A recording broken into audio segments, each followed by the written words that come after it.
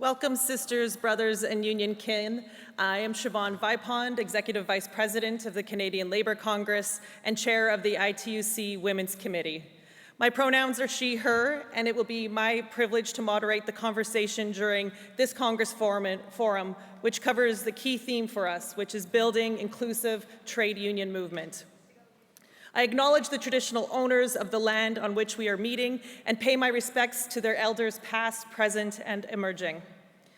The COVID-19 pandemic exposed and exacerbated existing inequalities in our economies and our societies. We know that migrant workers, informal sector workers, low-skilled workers, women, and youth are the ones who are paying the heaviest price due to the inadequate levels of labor protections. Women have lost around $800 billion in income during the pandemic, the combined GDP of some 98 countries. While globally, 2 billion workers are still working in the informal economy.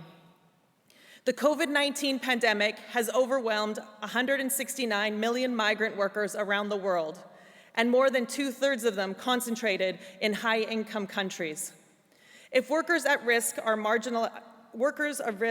marginalization and exclusion was already a major challenge before the crisis, such as for workers of color, disabled workers, LGBTQ workers, Indigenous workers, which are acutely represented in the informal economy. The situation has certainly gotten worse for them. Discrimination at work around gender identity, ethnicity, disability, race, religion, migration status, or sexual orientation constitutes a root cause of weak societal and democratic progress, as well as economic development. For example, the exclusion of persons with disabilities from the labor market, around 15% of the world's population, represents a significant waste of potential, resulting in an estimated loss of GDP of between 3% and 7%. These figures surely challenge our movement, and the aim of this forum and the conversations is precisely to explore how we can win, making our movement stronger and more inclusive. But before diving into the conversation, how is the world doing with labor and trade union rights compliance? So let us get started in an overview of the state of the world on workers' rights, taking stock from the ITUC Rights Index outcomes. So let's play the video.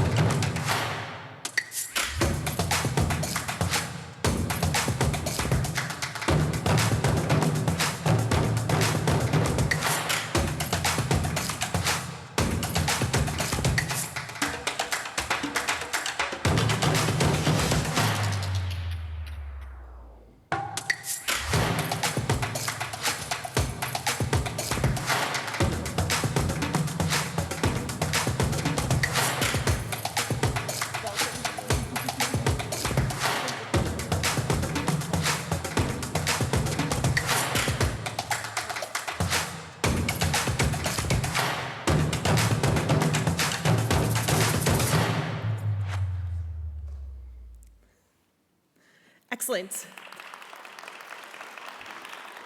So we want to start by welcoming Papa to the lectern to talk to us. So, thank you very much. The ITUC has been publishing its Global Rights Index since 2013. The index shows the state of workers' rights in 148 countries. It increases the visibility and transparency of each country's record on workers' rights, including tracking trends across the world, and shines a light on the violation and abuses of workers' rights by governments and businesses in law and practice by ranking countries on a scale of 1 to 5+. This slide shows the global picture of the ranking in 2022. Overall, it shows a worsening of the situation for workers' rights across all regions. from limiting the exercise of the right to strike, restricting collective bargaining, preventing the registration and establishment of independent unions, squeezing out the space for the exercise of civil liberties, including the right to expression and assembly, limiting access to justice and increasing impunity, lack of accountability, and authoritarianism by failing to hold perpetrators of anti-union violence and murders accountable. The overall regional picture is that violations and abuses of workers' rights are highest in the Middle East and North Africa, followed by Asia Pacific, then Africa, Americas, and then Europe. This slide shows the increasing violations and abuses of workers' rights over the years. Exclusion of workers from the right to form and join trade unions increased from 65% in 2018 to 77% this year. Deregistration of unions, increased obstacles to trade union registration, and interference in trade union activities increased from 59% in 2019 to 74% this year.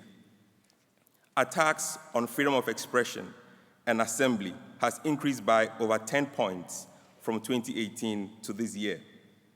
Arbitrary arrests, detention, and imprisonment were recorded in 59 countries in 2018, and this year in 69 countries. Attacks on the right to strike, which was already at a high of 85% in 2018, has increased to 87%. Murder and killings of trade unionists remain high. One death is one too many. The next slide. So this slide shows the regional rankings. There has not been a decline in the trajectory since 2019. The overall picture remains high. The Middle East and North Africa, sorry, can we go back? Middle East and North Africa has 4.53, the highest. Asia Pacific, 4.22. Then Africa, 3.76. The Americas, 3.52. And then Europe, 2.49. Next slide. The index shows that migrant workers are often unable to realize their rights at work. There are about 169 million migrant workers. 1/3 of migrant workers originate from Asia Pacific region, with the main destinations being Europe, North America, and the Middle East. In 2022, over 20% of the countries surveyed had adopted legislation prohibiting migrants from establishing and joining trade unions, restricting migrants' ability to hold office in a trade union, or otherwise denying them full rights to engage in trade union activities. In spite of all these attacks on workers' rights, trade unions and workers are fighting back, working in solidarity to adopt policies and programs to ensure an inclusive trade union movement where all workers are able to take up and realize their rights. Thank you.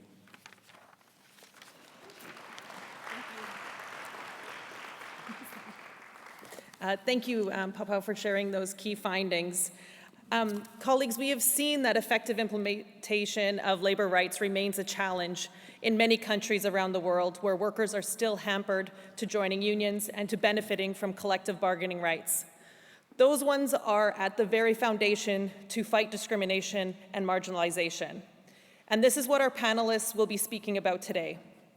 We will be welcoming Fred from the AFL-CIO, Maria from TUC UK, absolutely Francis from Go2 Kenya, and Cassia from UGT Brazil.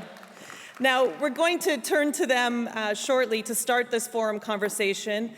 And, a huge thanks for their time and their contributions, which we know will be very valuable to this discussion. And it will help us feature who are the excluded and marginalized workers today. Those ones even more exposed to vulnerability because of the crisis, such as low-skilled workers, migrant workers, informal sector workers, women and youth, and those who were already affected by endemic discrimination and marginalization, such as workers of color, disabled, LGBTQ, and Indigenous workers. They'll help us also talk through the main causes for workers' exclusion and marginalization, as well as what trade unions are doing to fight against workers' discrimination and marginalization, examples of marginalized workers' integration in the labor market and in the wider society, as well as what trade unions are doing to include those workers to be represented in their ranks. And we, want to make this a real conversation and want to give opportunities for everybody to speak, so we will, after the panel, be going for interventions off the floor. So let's start with the first round of contributions focused on building representation of marginalized workers within trade unions. Today, diversity and inclusion have become new buzzwords in the global agenda. Yet, despite some progress, a lot remains to be done to embed diversity and inclusion in the world of work. So therefore, what can be done to make those values a reality for millions of workers worldwide? So we'll start with you, Fred. Tell us about the AFL-CIO Black Caucus experience and how it is helping inclusion and fighting against race discrimination. Okay. Is it on? We can hear you. Oh, okay. First of all, thank you, Siobhan, for moderating this panel. Look, I'm glad to have the opportunity to speak on what the American labor movement is doing to address racial justice. But I would just like to take a minute to put my remarks in some context. You see, the oppression of people of African descent has been apparent in the workplace in America as much as American society. America was built by slave labor, and most of the enslaved people who built America were black. And so in America, race and economics is bound together. There's no way that they can be separated. And from America's original sin of slavery, a framework for what's called structural racism was developed. Structural racism is a form of racism that has become embedded in our policies and our laws and our cultural norms, and it shows up as discrimination in our education, employment, and criminal justice systems, in housing and health care, and in political representation, as well as every aspect of society. I mean, for example, after the Civil War, a war that was fought over slavery, racist laws in the American South segregated and disenfranchised black people in almost every aspect of daily life. And while after the Civil War, President Lincoln signed what was called an Emancipation Proclamation, and black men were allowed to vote. Voting laws were soon put in place that made it nearly impossible for them to do so. And black people had a harder time finding a job if they found one that was paid less than their white counterparts. The great civil rights leader, Dr. Martin Luther King, he knew that racial oppression could not be separated from economic exploitation.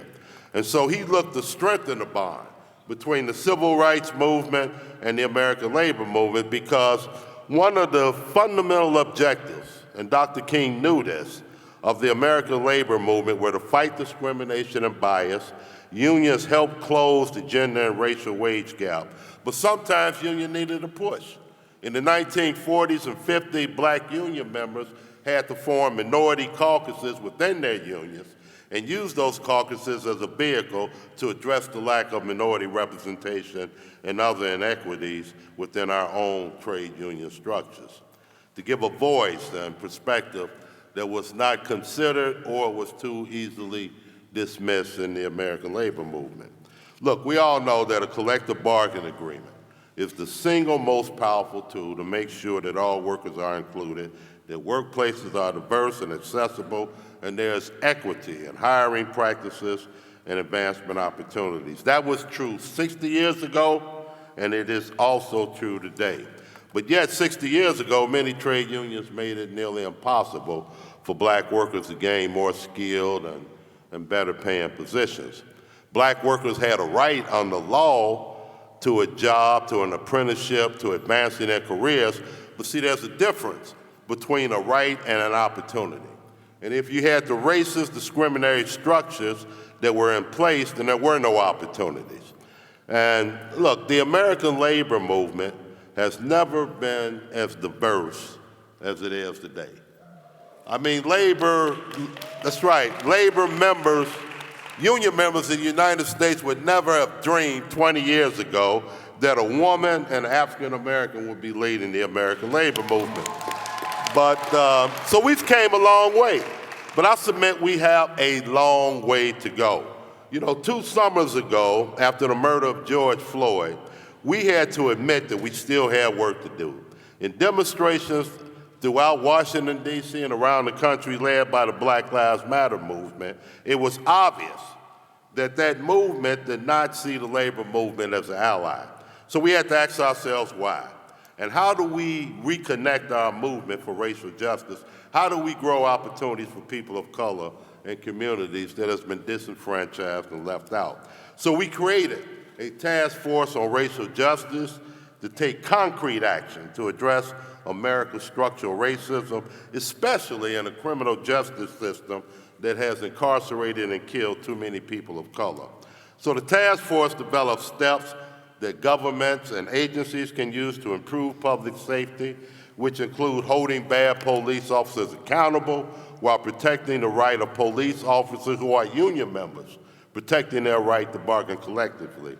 And we are pioneering education and job training programs to help those who have served their time reintegrate back into our communities. And we're looking at our own structures within the AFL-CIO, within our unions, to make sure we're practicing what we preach. So we brought together through our task force leaders from community of colors for critical discussions on national racial justice issues, and we surveyed our local labor bodies to make sure that racial justice is at the forefront of the entire structure of our labor movement. This is imperative because we can't move forward as a movement if we are leaving people behind. But I believe that the labor movement is the solution. We can operate at the intersection of racial justice and economic justice that makes us uniquely positioned to forge the kind of change that can dismantle systemic racism. So we can always get better, we can always get stronger, we can always be more diverse and more inclusive, and I'm looking forward to this discussion. Thank you very much. Thank you. Maria, to you, the TUC has started critical work on anti-racism, including LGBTQI plus specific engagement. Tell us the strategy you are following, maybe some key commitments and actions undertaken so far. Okay, yes, thank you, Siobhan. Welcome the opportunity to talk about some of the key areas of work that the TUC is doing to address the persistent and institutional discrimination in the workplace and society. As you've mentioned, our first major area of work at present is our anti-racism task force. I think it's to say the issue of COVID really brought up this issue to us when we saw the facts that talked about how a lot of black workers were 3 times more likely to have suffered under COVID. And whilst we as a trade union movement have known about structural racism for a while, I think that was a big wake-up call that we had to concentrate further on this area. And we've also recognised the point I think that Fred has made about the relationship between race and class in our society. It's different in Britain than it is in the US, however, they are connected. That we know that, we've been aware of that, and we want to deal with it. We actually launched our Anti-Racism Manifesto at our Congress this year, but it was born of a couple of years of work from our task force. It's about centering black voices in our movement, addressing the black pay gap, ensuring that inequalities for black members are on our bargaining agenda, and obviously around health and safety as well. And it's about also holding ourselves to account. We have a 5-year plan overseen by our executive committee with monitoring goals to make sure that we're on course. The other major piece of work we're doing around equalities is around sexual harassment, again led by our executive And before the Me Too movement spread, we were well aware of the extent of sexual harassment in the workplace. Everyone deserves a workplace free from harassment, and for a lot of women that is not the case. We've got plans. We're training up reps to deal with harassment in the workplace. We have a program of training the trainers of those reps. We've got toolkits for employers and for our unions as organisations as well. Sadly, we have to educate some in our own movement on this issue. I want to just briefly refer to the other couple of strands of TUC equality work for disabled workers and LGBT workers before finishing by making a couple of points about democracy and inclusion. We are focusing also on, in our disability strands, on the issue of the disability pay gap in the wider context of disabled people's access to work at all, and the way in which many are forced out of the workplace because of employer action when they become disabled.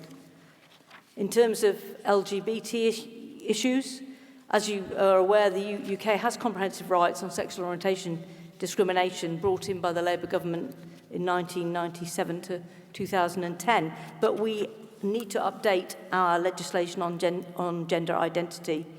But there's been a tsunami of prejudice against trans and non-binary people in recent years, and this has stopped progressive change, and having a Conservative government as well, obviously. And despite this quite extraordinary rise in the visibility and empowerment of trans and non-binary people in society and in the workplace, it's very, very akin to what happened around LGB issues a couple of decades ago. But we think that's an important area of work too. Just to sort of finish by making a couple of points. How can we say that we are democratic organisations if we don't represent all our members? We need to get our house in order. In the TUC, we've got long-standing equality committees, conferences on all the different strands, and that's reflected in the majority of our affiliates too. And the idea of that is that we listen to the voice of the people who are marginalised in our union movement. We take what they say as the basis for our agenda to be mainstreamed and taken on by the whole of the movement. The treatment of marginalised communities is a political problem, and there are many hate-filled narratives out there, and people from marginal groups are demonised, and that mentality seeps into our workplaces. And I think the best way we can avoid being undermined by that, so that we can still have strong union organisation, is to build awareness and take action for equality. We know that far-right groups and networks, transnational networks, are encouraging that hate. And we know for sure that the demonisation of immigrants, and particularly of trans people, are being used by far-right groups in the UK, as well as obviously continuing homophobia and misogyny throughout the world. It's divisive. It divides worker against worker, and it's a massive distraction from the focus of our movement on challenging economic equality. So for the democracy of our movement, for the political health of our society, we need to stand up for marginalised members. We need to be able to move forward in unity, recognising that diversity is what makes our working class unity real and whole. And we know the union slogan, unity is strength. Thanks. Thank you. We'll go to you next, Francis. People with disabilities make up an estimated 1 billion, or 15% of the world's population, and about 80% are of working age. The right of people with disabilities to decent work, however, is frequently denied. What is COTU Kenya doing to ensure inclusion of workers with disabilities at the workplace and in the wider society? Thank you very much, sister. Oh, one moment. Try again. Maybe just try. I think they're going to. There you go. There it is. We don't want to Thank you very much, sister. This is a very interesting topic, a topic that is essential in all places of our interest, particularly in working areas. In Kenya, when I took over labor movement, one of the things I said is that I must restore the then lost glory of our organization. To restore that organization, we had 3 areas of our interest. One was how do we prepare the youth into mainstream of our leadership. 2, how do we attract women and make sure that they are part and parcel of our mainstream leadership. And 3, our persons or our brothers and sisters living with disabilities. These were most important and very crucial to our organization, that is Central Organization of Trade Unions in Kenya. And we managed because, fortunately enough, we have a college known in Kenya as Tomboy Labor College that formed part of our programs and strategies. And the first thing and the recommendation through our strategic planners gave us was that we must immediately, with immediate effect, as an organization or as a pressure group organization, we must have a desk to address issues of our brothers and sisters living with various disabilities. We said we can't only set up a desk, but we must have a full-fledged officer and appointed officer who himself is a part of those living with disabilities. We employed one at that particular time. We have more now. And one of the things that came into my mind was that we have a story building. How do we make sure that our brothers and sisters in various places are accessible? Because the old architects didn't mind about people with disabilities and so on, their mind. So immediately what we did, we also set up various offices on our ground floor and facilities to address that. I also moved my main office to the ground floor so that I can be accessible with any person living with disabilities. And that was a plus. Little did I know, I myself will be part of them after a long time. As I'm also aging very fast, one day I wake up, I try to open my television, I couldn't be able to see. So what is happening with me now? I rushed to an optician who recommended me to a more expert in that particular area of looking at people's eyes. My doctor at that particular place tells me that if you are not careful, one of these your eyes you will never be able to see again. But fortunately enough, he injects that my eye, and he tells me we'll be on that medicine for several years. So any of you sitting here now, you are candidates of joining persons with disabilities. And that taught me a big lesson. As a pressure group in my country, we have continued to pressurize government until the year 2003. They had to come up with an act that is all-inclusive, that compels those people who are putting up structures or buildings to make sure they are friendly to our brothers and sisters living with various disabilities. And also to make sure that they access the required public services in every area of our institutions. So this, we have also continued to pressurize other organizations, including, and I want to thank the International Labour Organization, which has been very close to us, particularly in an area of capacity building. I've had various workshops that can be able to open up eyes to most of our leaders on UN Convention on the Rights of Persons Living with Disabilities, and also people to make sure that the ILO Convention number 159 is also observed, to make sure that whoever employs must also in the advert make sure that people with disabilities are free to apply for any given kind of employment.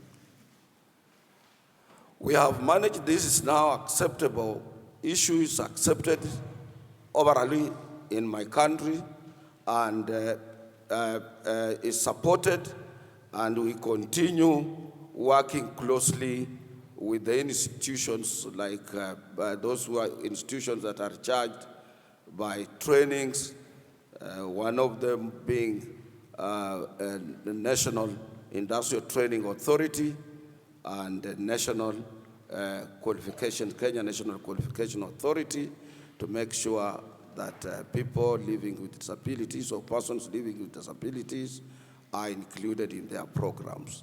This was not an easy thing. It is something that we have fought for as an organization to make sure that it's visible, it's acceptable, and realizable, and can be witnessed by anybody visiting our country in that particular area. It is important that those negotiators, those who are responsible for negotiations, must include in their clauses persons living with disabilities. We have said like that, and that is what we do. And we have sensitized, our affiliates are aware, and as we work out in those areas, including as we are constructing conditional agreements between us with employers, there are clauses to address persons living with disabilities in my country. Sure, that is an area we have succeeded the way we succeeded in making sure that both the youth and women take up leadership in labor movement and in other areas of our interest in Kenya. So are areas that we have succeeded. It was unimaginable that today here I can be accompanied by Sister Rose, who is Sister Rose Omam, who leads one of the giant trade unions in Kenya, Kenya Amalgamated and Metal Workers Union, an affiliate of the Central Organization of Trade Unions. It's also unimaginable that women in my country constitute now about 49% of our total leadership in that particular country. We are almost making it 50%, just as we fought for the persons with disabilities to be accepted in every institution in our country. It's not easy, but this is the work of the labor leaders. That is our work, to make sure that what is not accepted or what is not realizable is accepted. And that is what takes place in Kenya today. I want also to inform you that people or persons living with disabilities are just like any other persons on the globe. They are workers, they are dedicated, most of them are educated, and are people who should be closer and who should be assisted to be part and parcel of the larger community of working men and women. To do so, it is our prime duty as workers to take the lead. If we didn't do so under the leadership of our organization, nobody would have considered them. Right now we have programs for them, and in our offices they work out for their own programs that suits them under the eye of our Department of Economic Education and Organizing, together to make sure that their programs are among the programs that are budgeted for, and we also attract those who can be able to join us as an example to other employers, to other institutions, to see that they can as well engage them in their various places of work, and they are profitable. They can be able to work if they are properly given an opportunity and trained just like any other persons. But the most important, just like we encouraged our sisters and young workers to join our organization, so that those who cannot be able to talk to us, people who appear normal and so on, can be able to relate whatever they see in their in their different places of work to their colleagues who are in similar situations. And that is why we were encouraged to have a full-fledged office to address the issue, particularly when it comes to representation, those issues that affect working and men living with disabilities. Thank you so much, Francis. That picture of the leadership and that's happening in Kenya is a great insight. So thank you so much for being here. Thank you. Indigenous peoples represent 6.2% of the world's population, amounting to over 476.6 million individuals spread across the globe. So we're going to go to Cassia next, and for some insight, Latin America and the Caribbean region contain an important proportion of the world's indigenous peoples, with 11.5%. 86.3% of the global indigenous population have informal jobs with a heightened risk of exposure to violation of fundamental principles and rights at work and a lack of social protections. How is UGT engaging with indigenous peoples in Brazil?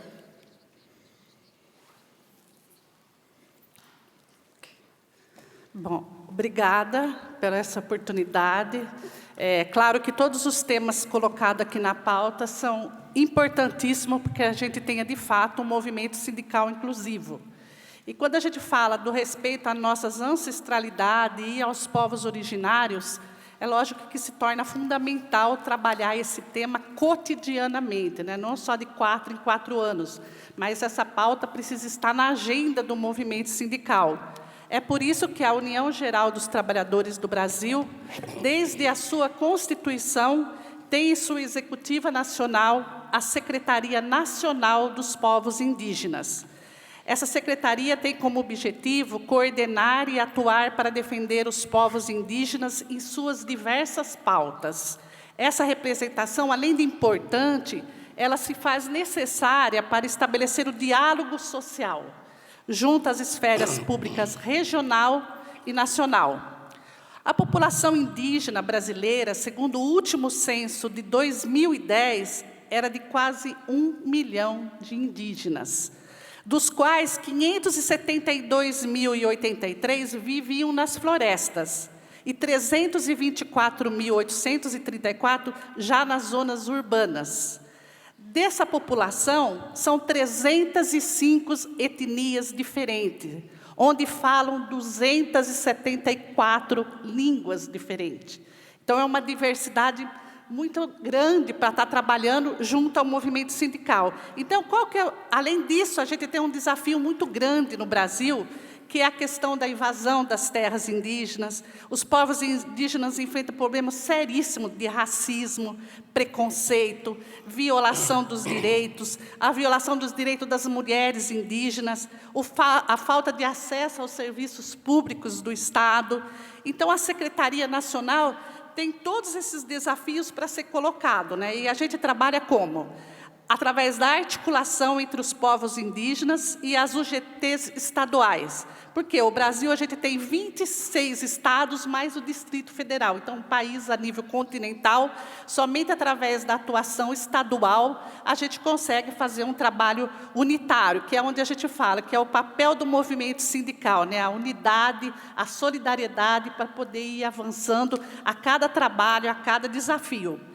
Há uma luta muito grande pela demarcação das terras indígenas como uma garantia de direito, fazer valer o direito da consulta, já estabelecida nas comunidades tradicionais pela Convenção 169 da OIT. Isso aí é imprescindível para nós ter essa consulta. E o movimento sindical é um instrumento para que isso, de fato, ocorra, né? Lutar por um modelo de desenvolvimento diferente, porque o Estado, lógico, o Estado é produtivo, consumista. Já os povos indígenas, a gente pensa no bem viver, no culto à natureza, e isso precisa ser colocado na pauta do desenvolvimento do país. Senão nós não avançamos e não nos sentimos representados. Promover o trabalho decente, né, e elaborar. A gente tem muitos projetos para desenvolver trabalhos sustentáveis, como o ecoturismo, o etnoturismo. E isso a gente já conseguiu avançar com esse trabalho realizado pela UGT. Né? A gente, além de fortalecer as secretarias, a gente conseguiu ampliar entre os povos indígenas o movimento sindical. Então, é um trabalho feito pelos povos indígenas dentro do movimento sindical. Não é um movimento sindical atuando, falando pelos povos indígenas, não. A essência é ter o indígena participando diretamente da elaboração dessas políticas, né? Preservar e difundir os saberes tradicionais, que isso é uma perspectiva indígena muito forte, do culto, da continuidade de todas as suas tradições. E aí, como resultado, além da gente ter fortalecido, a gente conseguiu avançar em vários aspectos, tanto que hoje a gente tem uma associação dos trabalhadores indígenas no Mato Grosso do Sul, filiada ao UGT Mato Grosso do Sul. Essa associação, ela evita que os trabalhadores indígenas sejam levados para o serviço análogo à escravidão. Então, essa associação é muito importante e é um resultado da atuação do movimento sindical. A aproximação com a Associação dos Agricultores Indígenas do Taquari, que é do estado do Ceará, realizada através da Secretaria Estadual do Ceará. Também a gente criou na UGT Amazonas a Associação dos Povos Indígenas, que envolve os povos indígenas das regiões do Alto Solimões e da Tríplice Fronteira, onde há muito trabalho escravo, trabalho infantil, exploração, que é na divisa entre Brasil, Colômbia e Peru. Aí a gente quer ressaltar que essas atividades já deram resultados. Por exemplo, a gente conseguiu, nessa última eleição do Brasil, já ter várias dirigentes sindicais indígenas candidatos a deputado federal, a deputado estadual, além do protagonismo que a gente teve na COP26. Né? E agora, lógico, que com a eleição do presidente Lula, a gente tem toda uma perspectiva, inclusive com a criação do Ministério dos Povos Originários. Então, esse ministério vai ser um ministério em nível nacional. A gente, inclusive, conseguiu eleger 7 deputados e deputadas indígenas para o Congresso, então já é uma força maior na promoção dessas políticas, além de que essa secretaria vai dar visibilidade para uma política pública maior. Então, entendam bem, é aí que eu quero ressaltar a importância do movimento sindical como instrumento de transformação. Sem a participação do movimento sindical, nada disso seria possível. Então, para nós é muito importante, inclusive, fazer esse trabalho de solidariedade, de intercâmbio, para que a gente possa aí levar esse trabalho adiante. Se hoje a gente tem condições de promover isso no Brasil, através do Ministério, através de um governo que tenha compromisso com os povos originários, a gente precisa divulgar e protagonizar esse trabalho para a gente conseguir avançar, de fato, no movimento sindical inclusivo. Eu queria novamente agradecer, terminar minha fala, um trabalho que a gente sempre cita junto aos povos indígenas, que é uma fala da Margarete Meade, uma antropóloga do século XX, que diz assim, nunca duvide que um pequeno grupo consciente e engajado possa mudar o mundo. De fato, sempre foi assim que o mundo mudou. E é dessa forma que a gente espera realmente essa transformação e esse movimento sindical que represente, de fato, todos e todas. Obrigada.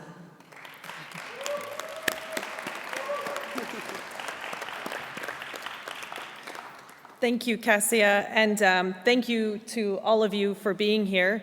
I think you've set the tone for today extremely well and shared the work that has been done. And Cassia, I like the reminder that Indigenous people are our members and that our work needs to be centered around that. I think that is such an important reminder. And Fred, the great work that you've been doing, but also that reminder of we have to look at where we've come from, but also look at how much more work we have to do. And Francis, you shared some practical ideas around what we can do to make the spaces we exist in, more accessible, but also the work we need to do legislatively and globally to ensure that our systems are supportive. And Maria, I love that you say we need to get our house in order, and I think that is the call that we need in this House of Labor of ours, that this is the work we need to do. So please thank our amazing panelists for joining us today. We now want to take some time to open the floor for anybody who would like to make an intervention. What are your unions, what are you gauging to, strengthening diversity and inclusion in your own ranks?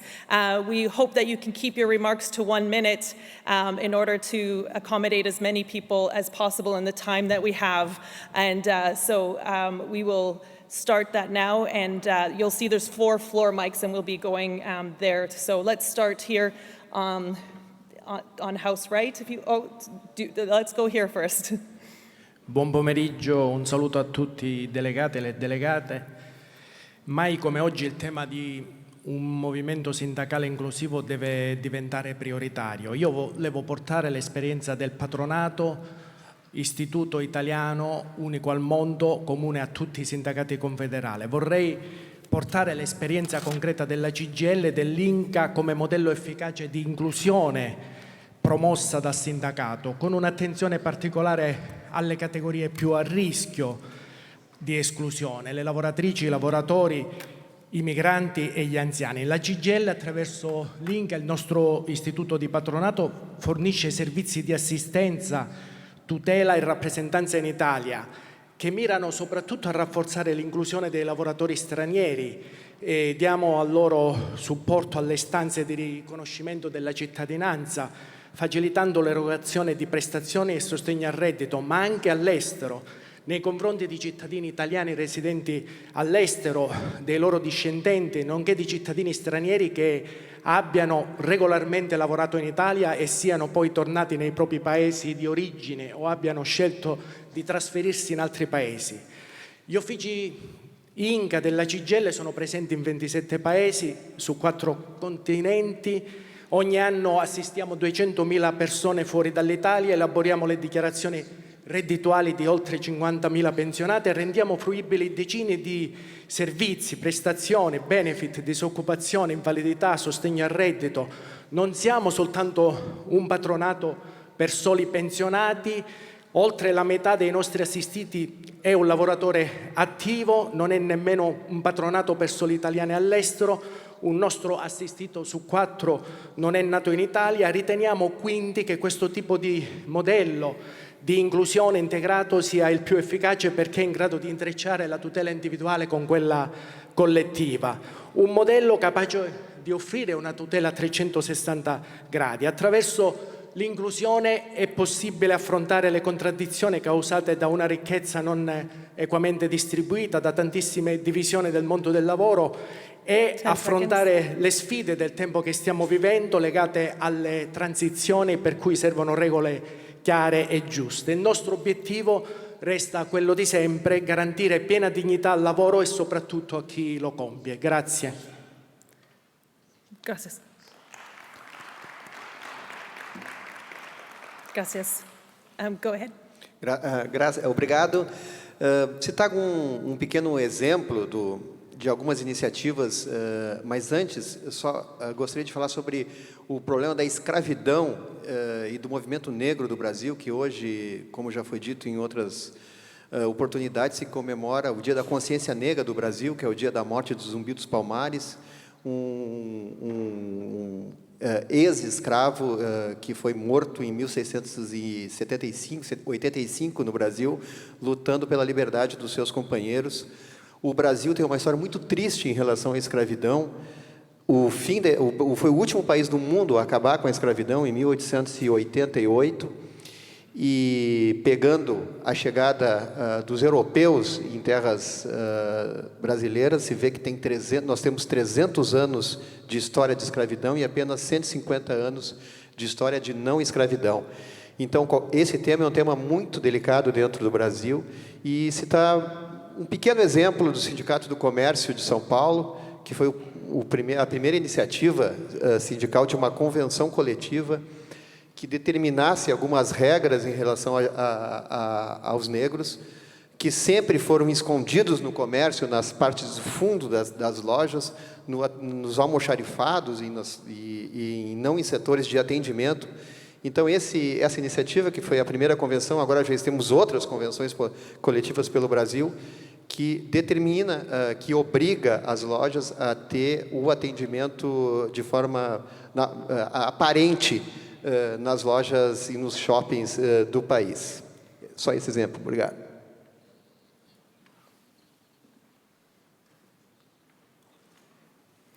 Thank you. Yeah, absolutely. I think that's some great insight into what we all can advocate in our own countries. Go ahead. Hi there, good afternoon.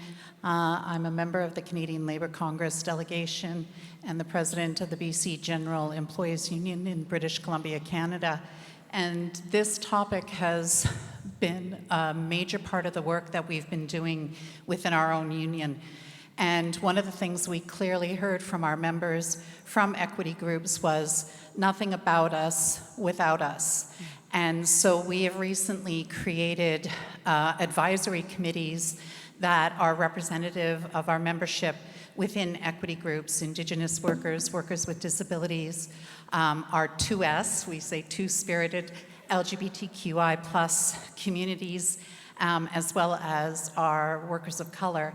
And when I get back home on Tuesday, I'm immediately going to our BC Federation of Labor Convention, where there will be constitutional changes that again enshrine ensuring that there is representation from equity groups, if not through just natural process, but ensuring that those voices are represented. I think every step we take to ensure that we are inclusive, that people see themselves represented in the leadership of their unions means that we are we remain relevant to our members. And again, one of the things that I truly fundamentally believe is if you can see it, you can be it. And I think I have to use my privilege to ensure that I'm lifting that up and creating that space. Thank you. Thank you. Speaker over here. Buenas tardes. Soy Joel Almendares de la Confederación Unitaria de Trabajadores de Honduras de la CUT. Y tenemos dificultades todos los países, más que todos con los pueblos originarios. Hay un convenio 169 de la OIT que los gobiernos que son despóticos y así como nosotros que hemos sufrido una narcodictadura de 12 años, difícilmente reconocer ese convenio del 169 que le da derechos a los pueblos originarios y tribales, a los pueblos indígenas. En ese marco es necesario que nosotros podamos desde el movimiento sindical articular esfuerzos porque hay que hacer alianzas y hay que hacer alianzas estratégicas y coyunturales. En nuestro caso tenemos dos organizaciones, dos federaciones de tribus indígenas lencas con los cuales organizamos eventos, con los cuales planteamos la defensa del medio ambiente, de los bienes naturales, de los recursos. Son la gente que nos generan la oportunidad de tener vida, pero son a quienes les quitan la vida por la defensa de los bienes naturales, de la defensa de la madre tierra, del bosque, del agua. Creo entonces que debemos ser muy coherentes todos los movimientos sindicales del mundo, en ver de qué manera se articulan esfuerzos con los grupos originarios, con los pueblos originarios y tribales para poder defender ese convenio que genera alguna garantía de vida para estos pueblos. Pero además hay que ayudarles a articular esfuerzos enormes para que haya una verdadera consulta previa, libre e informada, porque lo que le están haciendo es imponiendo, sacándolos de sus territorios ancestrales, quitándoles sus territorios. Y eso no es posible que gente que haya vivido 200 años, 100 años que haya crecido, que haya tenido herencias de sus ancestros, ahora los vayan a despojar de sus territorios, los corran y les quiten sus propios beneficios. Así que yo creo que el movimiento sindical del mundo debemos ser más que palabras, acciones y trabajar con esta gente que lo necesita. Gracias. Yes, thank you very much. I see no other interventions at this point. We will have another opportunity later on, but let's move on to our second issue that we wanted to target here, because these second round of contributions are going to focus on inclusion of migrant workers and refugees through collective bargaining. So globally, out of 281 million migrants, 169 million are migrant workers, and more than 2/3 of them are concentrated in high-income countries. At the end of 2021, the total number of people worldwide who were forced to flee their homes due to conflicts, violence, fear of persecution, and human rights violations was 89.3 million. This is more than double the 42.7 million people who remained forcibly displaced a decade ago, and it's the most since World War II. The global refugee crisis is getting worse with severe climate change impacts that could force 216 million people to migrate within their countries by 2050, putting these intentionally displaced persons at risk of discrimination and exploitation. In line with the SDGs of the UN Global Compact on Migration, trade unions call on governments to scale up access to regular migration pathways with full workers' rights and non-discrimination. But what can trade unions do to foster change and promote inclusion of migrant workers and refugees in the labor market and more widely in our societies? Thank you, everybody, for being here. We'll go to you first, Luca. The ITUC, together with the involvement and support of several national, European, and international organizations, had been advocating for a multi-stakeholder approach in setting up inclusive integration paths of migrants and refugees in the labor market in Europe. Labor INT promotes inclusion of asylum seekers and refugees in the labor market. We want to give you an opportunity, hopefully, to expand on that, and then we will go to the rest of our speakers that are here. Welcome. Does it work? Yeah. So thank you very much. And before being able to comment a bit about the experience that we have developed over the years for the integration, help and support to migrants via projects, funding, different activities, networking, but also through collective bargaining. Let me briefly describe what the situation about migration and refugees has been in Europe over the last few years, because we had, I will say, two big moments. The first one, until a few years ago, before we had a great refugee crisis, was that the European Union was mainly, and the European countries were mainly dealing with labor migration, with enormous numbers of people coming into Europe to try to find a job and a better opportunity of life. And there was clearly a narrative implemented by the different governments, politicians, but also by employers. That was to say, we want to select how many migrants have to enter. We want to have a sort of circular migration that is based only on the kind of skills we need, interpreting migration just a, let's say, commercial commodity, and to make sure that companies could have been more competitive instead of focusing on a humanitarian approach, an approach based on defense of rights and full integration based on equal treatment. We, as the trade union movement in Europe, have been struggling and fighting for many, many years at that time when the major issue was about labor migration, to make sure that that narrative could be defeated. And we could have stopped this kind of approach based on this so-called selectivity and circularity, and moving to a more right-based approach, a more humanitarian approach with respect of people coming, and also acknowledging that migration is a right. It's a right, a human right, the possibility to move from a country to another to have a better opportunity of life.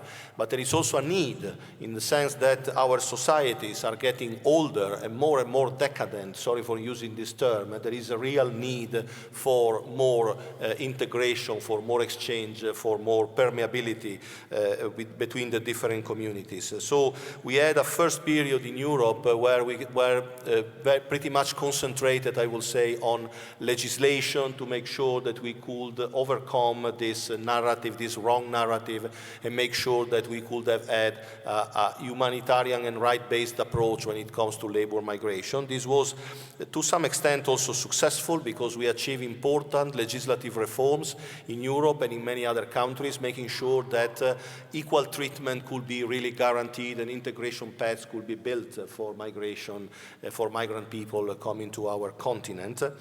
And it was in that moment that we started developing our trade union action. We created a network of more than 1,000 trade union points for assistance in Europe called Union Migrant Net. This network is still there after more than 10 years, and it has been implementing a lot of activities of support, of assistance, of training for migrants to make sure that we can really not only have in place decent legislation for integration of migrant people, but also we can make sure that in practice, in the workplaces, in the society, in the sectors, in the economy, in the labor market, we can have real integration in practice, and we can really also put in place concrete action to achieve this result.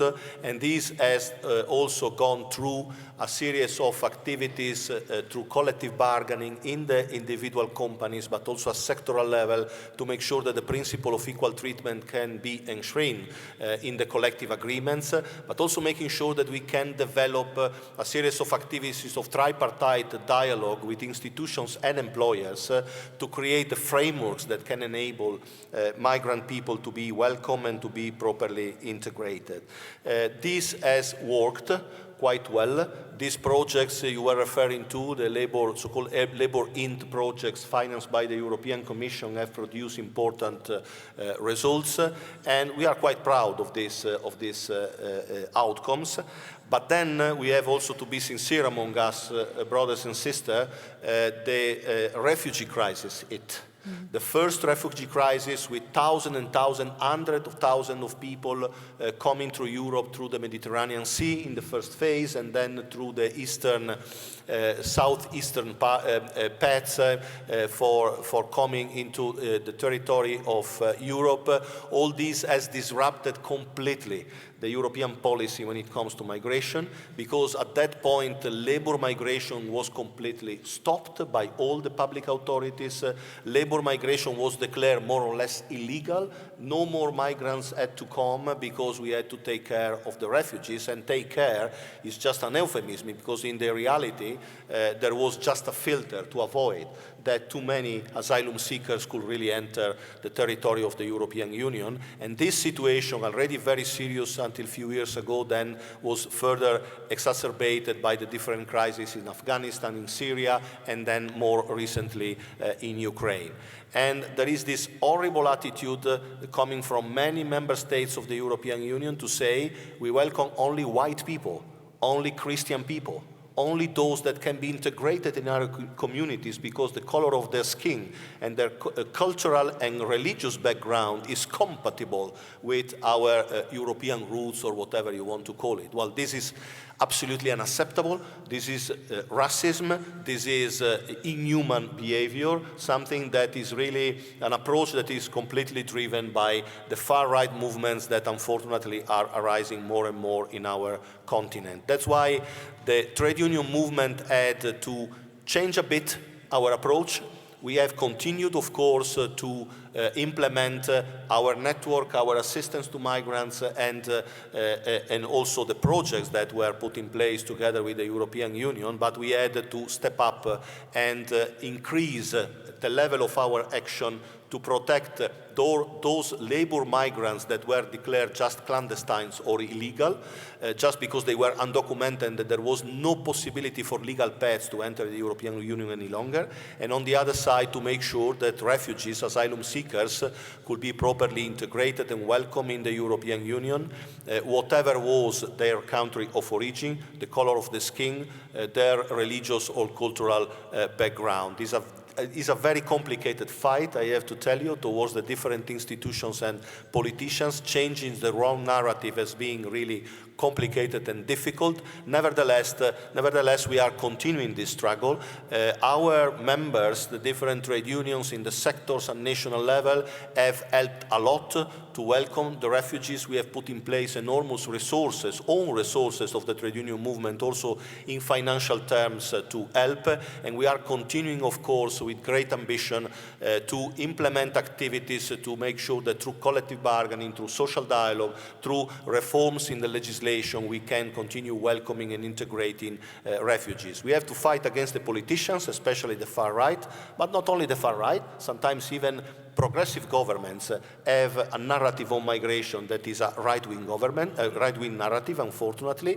But we had also to fight against the employers, because the employers are still coming back and back with the approach of just selective and circular migration, only for people based on skills to be integrated, not having a right-based approach.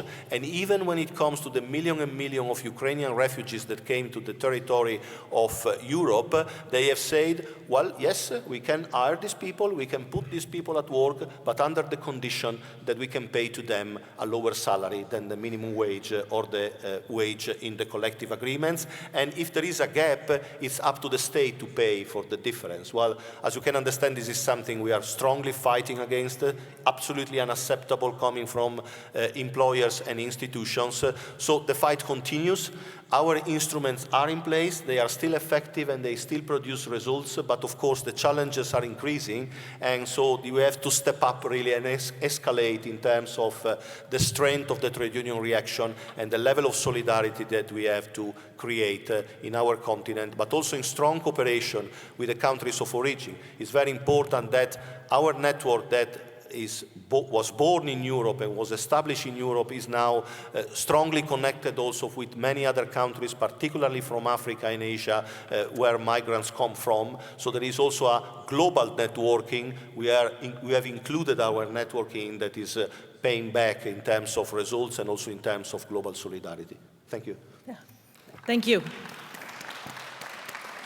Yeah, highlighting that importance of this humanitarian crisis needs to be dealt with in a rights-based versus allowing employers to push it in any other direction.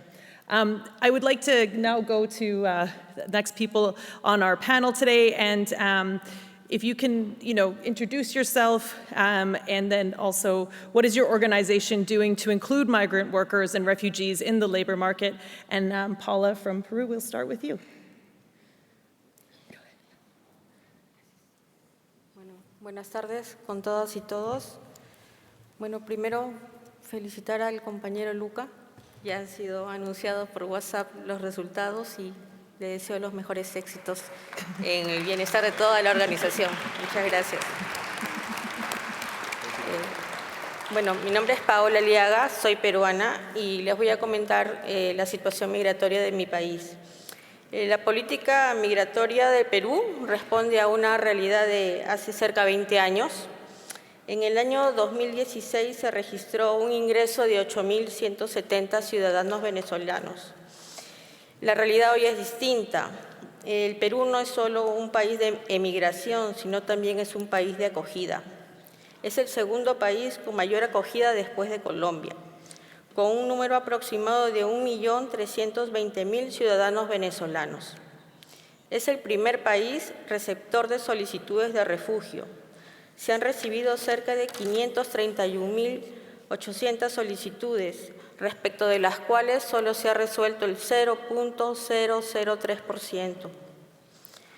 Como ustedes ya conocen, el mercado peruano tiene el 77% de informalidad, bajo acceso a la seguridad social, salarios muy bajos y alta movilidad. Pese a ello, nuestra confederación está comprometida con brindar mejores condiciones laborales a los trabajadores migrantes. ¿Qué es lo que hemos estado haciendo? En alianza con Beniactiva, que es una organización que presta auxilio a este sector de ciudadanos extranjeros, en especial venezolanos, nos encontramos haciendo campañas de capacitación y formación en los puntos donde Relaciones Exteriores y la Oficina de Migraciones convocan a los ciudadanos extranjeros para regularizar su situación migratoria. También nos estamos dedicando a organizar sindicatos de trabajadores migrantes. Hemos trabajado con el Ministerio de Justicia en la elaboración del Plan Nacional de Acción sobre Empresas y Derechos Humanos, en las cuales hemos priorizado políticas públicas para la protección y prevención de los derechos humanos en el ámbito de la actividad empresarial respecto a este sector de ciudadanos migrantes. Hemos presentado un proyecto de ley a una bancada parlamentaria a efectos de que se elimine el porcentaje limitativo para la contratación de trabajadores extranjeros, los cuales solo pueden ser contratados en una proporción del 20% del total de trabajadores de planilla. Estamos haciendo énfasis en la necesidad de la ratificación del Convenio 97 y 143 del OIT con la finalidad de asegurar el respeto de los derechos laborales de los trabajadores migrantes.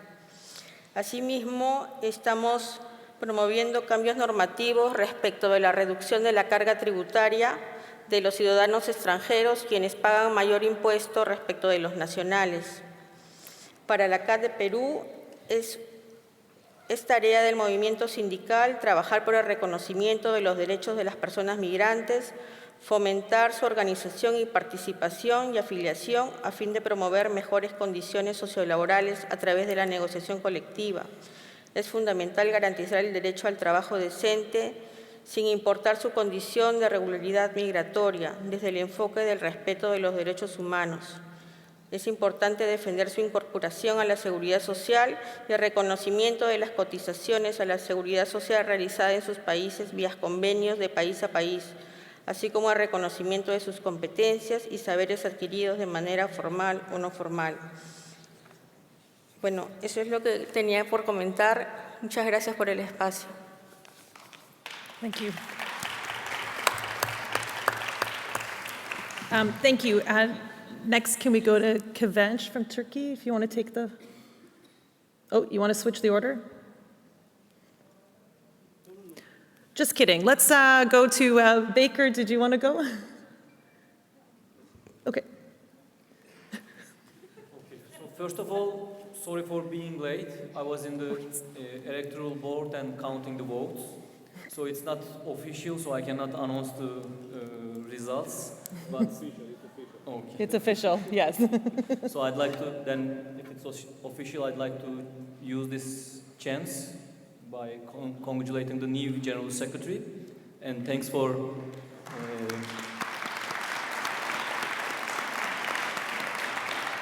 his speech, which he mentioned struggles of the unions in Turkey. So this is Kıvanç Elaçık. I'm from the Confederation of Progressive Trade Unions in Turkey, DİSK.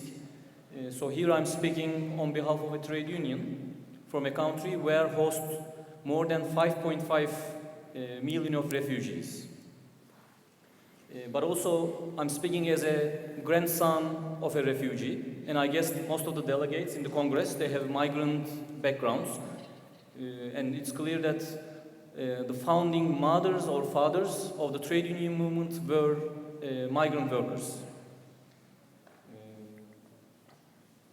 So we are hosting around 5.5 million of migrants and refugees or asylum seekers in Turkey. In addition to Syrians, there are hundreds of thousands of other nations fleeing from wars, poverty, and other crises, and they took a refuge in Turkey. And most of those migrants are working industries like textile manufacturing, construction, or agricultural sectors. And global competition, especially in textile sector, depends on the cheap labor. So Turkey is already a country with poor working conditions and low unionization, but migrant workers are doing the worst jobs with lowest salaries. So Turkey's open door policy, initiated following the crisis in Syria in 2011, seems optimistic compared to some other countries who closed their borders. However, we are facing a negative picture today due to legislations that weaken the labor rights of the refugees. So we are talking about 5.5 million, maybe more, but only 60,000 of them, they have legal work permit. And to join a trade union, you need a legal work permit. So most of the refugees and migrants, they cannot join their labor rights, they cannot legally join the trade unions. And you know, we have some projects like supported by EU or other international funds. They produce only partial and temporary results in the fight against informal employment. So as a result, in Turkey and as in other South countries from Global South, migrants and refugees work in flexible, irregular and precarious employment. In addition, child labor, violence and harassment against women is widespread. So I'm finishing with saying that migrants, as in the past, today are the essential part of working class. We must recognize that migrants are the part of the social and economic life for decent work and decent life. We must make our unions, we have to convert our unions where migrants can participate as members with equal rights. Migrants are the frontiers of the trade union movement, like always. We should reserve a seat, or we should give the seat already belongs to them. So we need to convert our union structures according to the culture of migrants or according to their language skills. We are cooperating with neighboring countries, unions in neighboring countries, and especially with ITUC. We are cooperating with ITUC about the refugees in Turkey, and we should loudly say, working class welcomes the refugees. Thank you. Thank you. Yes, the working class welcomes refugees. Excellent. Next, let's go to Baker. Go ahead. Oh, okay. Just kidding. We'll go to Emmanuel from Togo. Thank you. Merci. Je suis effectivement Emmanuel Komlan-Akenou, secrétaire général de la Confédération syndicale des travailleurs du Togo et point focal du réseau syndical national pour la migration au Togo, Résinam Togo. Mais il faut dire que avant 2018, au Togo, dans nos confédérations, nous abordons la problématique de la migration, mais lors des formations que nous organisons au profit de nos membres. Mais c'est à partir de 2018, lorsque la CSI Afrique a initié le programme sur la migration en créant le réseau syndical africain sur la migration, qu'elle a demandé à ce que ses affiliés mettent en place également ces réseaux pour s'occuper de la problématique de la migration. Et c'est ce qui a fait que Togo, en décembre 2018, les 4 organisations syndicales affiliées à la CSI ont créé le réseau syndical national pour la migration au Togo, le Résinam. Et Résinam a pour mission d'assurer la promotion et la défense des travailleurs migrants et d'intervenir également aux côtés des réfugiés. Et à la première année, c'est vrai que nous avions organisé des séances de formation pour renforcer la capacité des membres de ce réseau, mais également aller à la rencontre des travailleurs migrants. Et en 2000, c'est au temps fort donc, de la crise sanitaire, nous avons approché les réfugiés du camp d'Abepozo qui est à Lomé, un camp qui regroupe les réfugiés venant de la Côte d'Ivoire, de la Centrafrique et d'autres pays de la sous-région. Et nous leur avons sensibilisé sur les mesures barrières à observer pour ne pas être en contact avec la maladie Covid. Et nous leur avons distribué également des kits, de gel et des casques. Maintenant, plutôt des masques, je m'excuse. Maintenant, pour ce qui concerne les travailleurs migrants, nous avons formé des recruteurs qui sont allés sur le terrain à leur rencontre pour leur sensibiliser sur la nécessité d'appartenir à un syndicat, recueillir leurs préoccupations, les problèmes auxquels ils sont confrontés, les sensibiliser et leur faire comprendre qu'avec le syndicat, nous pouvons les assister Quand ils ont des problèmes avec leur employeur, nous pouvons intervenir pour résoudre ces problèmes-là, pour les rassurer. Et c'est à ce prix qu'ils ont accepté intégrer certains de nos syndicats à travers le syndicat au niveau des BTP, des syndicats au niveau des travailleurs domestiques. Aujourd'hui, il faut reconnaître que la plupart de ces travailleurs migrants ont intégré nos syndicats. Donc nous les sensibilisons. Et surtout qu'au niveau de notre pays, notre Code du travail a donné une part belle aux travailleurs migrants de pouvoir s'organiser et même de pouvoir diriger leur organisation, d'être à la tête donc des syndicats. Parce qu'il y a certains qui ont peur d'adhérer aux syndicats, ils ont peur même de leur employeur. Donc nous les rassurons et aujourd'hui il y a quand même cette confiance-là qui est née entre ces travailleurs migrants et nos organisations syndicales que nous dirigeons. Merci pour votre écoute. Merci. Thank you so much for that. We'll go now to Baker from ITF UK. Thank you very much, and good afternoon, comrades. My name is Baker Kandakji from the ITF, International Transport Workers Federation, and also on behalf of the team, a very big congratulations to Brother Luca for the elections. Well done. Within the ITF, as a global federation representing transport workers, we recognize the importance of building an inclusive union movement as well, which fully includes migrant workers. And since 2018, we've prioritized addressing the new challenges and opportunities presented by the rapid growth of platform work. This year, in a call with their investors, Uber claimed that they are the largest source of work in the world, not just the largest source of work in the gig economy or on-demand work, the largest source of work in the world, period. And one of the defining features of app-based work is the high concentration of migrant workers, specifically in major cities in the global north.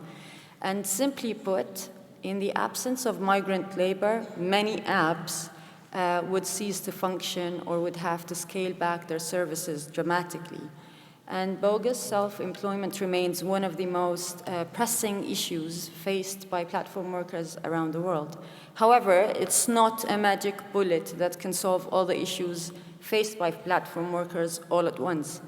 For example, in Spain, our affiliates CCOO and UGT helped to pass the rider law in July last year. It's a landmark piece of legislation which recognized a presumption of employment for food delivery riders and affords them the right to transparency over the algorithms that shape their working conditions. Unfortunately, many migrant workers could not take advantage of the rider law because the legislation did not address their right to work in the country. So they were indirectly excluded from the benefits of the new labor law. And in order to deepen our understanding of these complex issues, we commissioned a piece of research this year to identify practices or good practices around how affiliated unions are responding to the barriers faced by migrant workers in the platform economy. And some of the key examples include the CGT in France, winning regulation programs such as residency status for undocumented platform workers through their sustained organizing and campaigning efforts. Also, another good example was TWU here in Australia, helping workers on a Chinese language app to reverse cuts to their working conditions and win the reinstatement of their protest leaders. So the situation of migrant workers is the elephant in the room. It is one of the most significant dynamics, but it is rarely addressed directly by platforms, unions, or policymakers. And for many migrants, their concern is not so much their ability to work flexibly, as the platform companies say or define it, but it's actually their ability to work at all. And they have legitimate fears that legislative interventions that rock the boat could cause them to lose one of the few options for work that they currently have. Even though it may be under exploitative conditions, they often pay less than minimum wage. And just to conclude, the ITF is working with the affiliates to understand how to organize those migrant workers. We have been building bridges across borders because at least they can offer them the language to communicate together, recognizing that migrant workers are intimidated by the process, as we just heard. We've spoken to many food delivery riders, whether in New York City, in Ireland, different parts of the world. So it is a quite significant challenge for unions to whether traditional structures and facilities make it attractive or inclusive of those migrant workers who regularly struggle, not just language barriers, but even at times the comprehension of what a labor union is. Thank you very much. Thank you. Really appreciate everything, all your interventions and adding to this discussion. We'd like to open it up to the floor for anybody who would like to speak, and I'm just going to give it that a minute for everybody to join us, and because we'd like to hear about your experience and maybe what's happening in your organizations or your communities, but also what are your unions doing to combat this issue in front of us? I see a speaker here. If you would like to, do you want to go ahead? Yes, I wanted them to take a picture because it's my first time. Well, cheers for being a first time. Congratulations. Okay. My name is Or, and I'm a youth delegate from Histadrut. Thank you very much for the opportunity to comment. All of the panel stories were inspiring. I wanted to share the activity of our youth movement regarding the refugees who came to Israel following the war on the land of Ukraine. The instructors in the movement were trained and received dozens of children and youth who had just been displaced from their homes into the branches throughout the country. We gave them safe spaces to be children, to play and have fun. The children were absorbed into the existing organized spaces together with Israeli children. In addition, more than 10 different delegations went to Poland and operated informal education system within their refugees camps. Thank you all. Thank you, very well done. We'll go to the mic over here. Thank you. My name is Caroline Kamati Mugala. I'm from the East Africa Trade Union Confederation. I'm really excited to just listen to the panelists talk about the topic on migration because it's something that is very key and important, particularly we who are coming from the East African region. The trade union in the region are not only working at the national level, but we've done a lot of work at the regional level because the issue of labor migration, goes beyond the borders. So the trade union in East Africa was part and parcel of the high-level task force that negotiated for what we refer to as the Common Market Protocol in East Africa. This gives you 5 freedoms and 2 rights. That's the freedom of movement of good, capital, services, and labor and people, and also gives you a right of establishment and residence in East Africa. But also beyond that, we have a joint labor migration program between Uganda and Kenya. Because Kenya has done a lot of work around labor migration, considering that Kenya holds 2 refugee camps that are some of the largest refugee camps in the world, Kakuma and Dadaab. And when the trade unions in Kenya worked a lot around labor migration and there was the banning of people going to the Gulf, we've heard about what is happening to the workers in the Gulf. The people from Kenya were actually crossing the border and going to Uganda to board flights to go to the Gulf, though there was a ban in Kenya, and vice versa in Uganda. So the issue around cross-border cooperation between trade unions is also important, and it's something that we are working on. Last but not least, COTU and the ILO has been working on a program on what we call decent work and access to labor the communities around the refugee camps in Dadaab and Kakuma, and also ensuring that they also have access to decent work. So I thought I should just share some of those brilliant work that the trade unions are doing in the East African region. Thank you. Yeah, thank you for sharing. We can go to the mic over here. Yes, hello, thanks. So in 2021, Belgium was in the international media because there were more than 400 people in a hunger strike. So the question is, who were these people in a hunger strike? Well, it were 400 of the 150,000 people without papers, so-called illegal people, which is around 1% of our population. They started to struggle already in the first wave of COVID-19 because they were the first to feel the pressure of the crisis. They lost the petty jobs they had. They had no access to social security at all. Already in normal situations, this is very hard, but when everything is in lockdown, they were the first to take the struggle out of the lockdown. With our union, the FGTB, the first to express their solidarity, it was the Women's Committee. And we expressed solidarity to the struggle of people without paper. We called up on the government to find solutions, to introduce criteria, clear criteria for regularization, because still today, it's not clear. People don't know what counts as a criterion to get legalized or not. We call for protection also for people who want to file a complaint, who are victims of exploitation, who are victims of sexual abuse, but who don't dare to go to the police because they are afraid that they will be sent back to the country where they come from. Our task is also to explain to other people who do have papers in Belgium that it's not their neighbors who don't have papers who are their enemies or who are pressing their labor conditions. So it's an answer to the right-wing populists who will say that people are migrants, they come to steal the jobs, which is and that they just come to profit. We have a campaign for a minimum wage of 14 euros an hour, but how can we ask 14 euros an hour if people are put under pressure to work for 3 or 4 euros an hour because they have no access to formal jobs?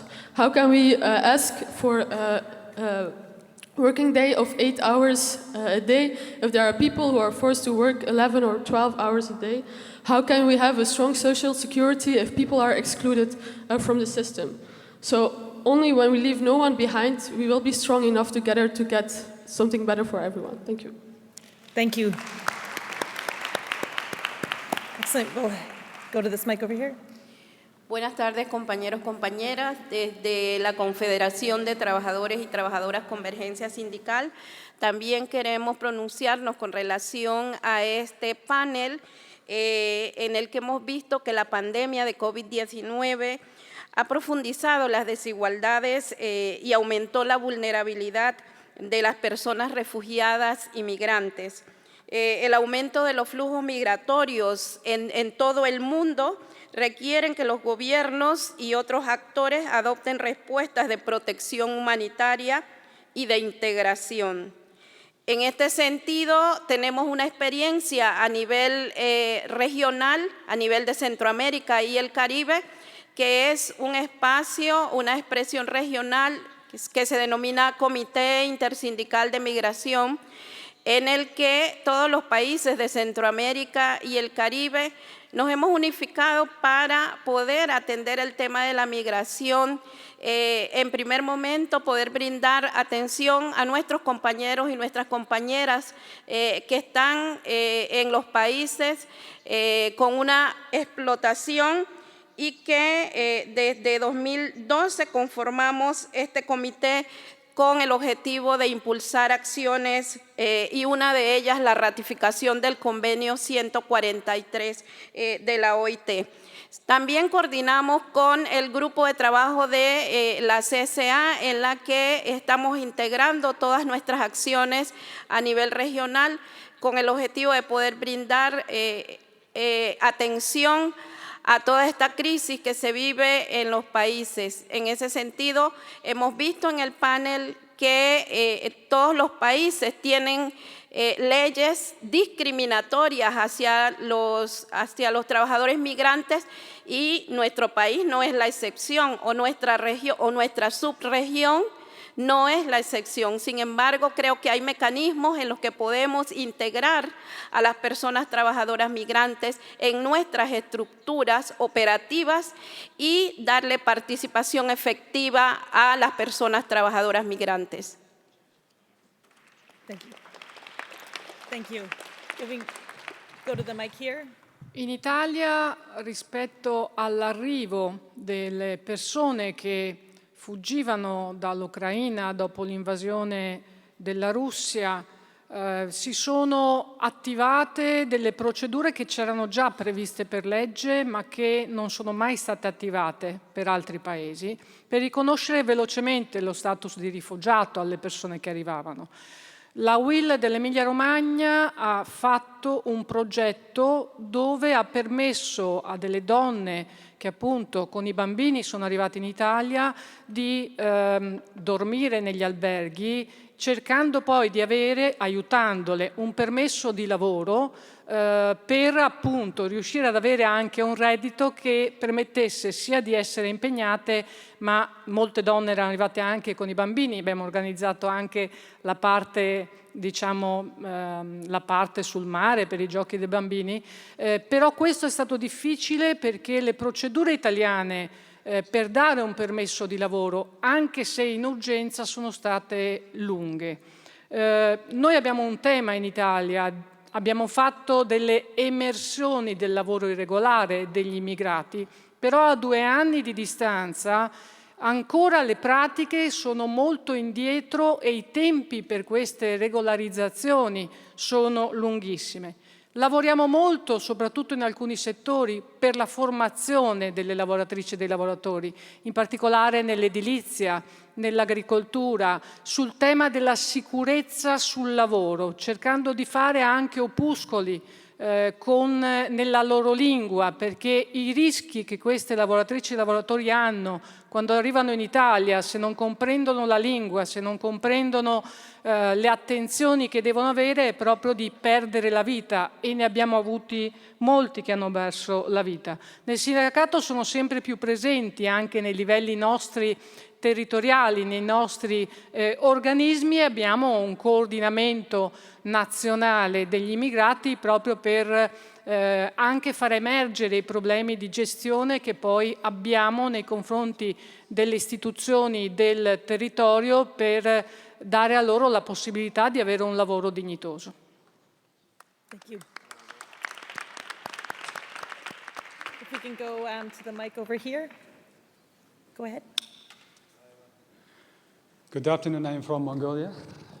In my country, 20% of the workforce, total workforce, 20%, and abroad in the migrant workers.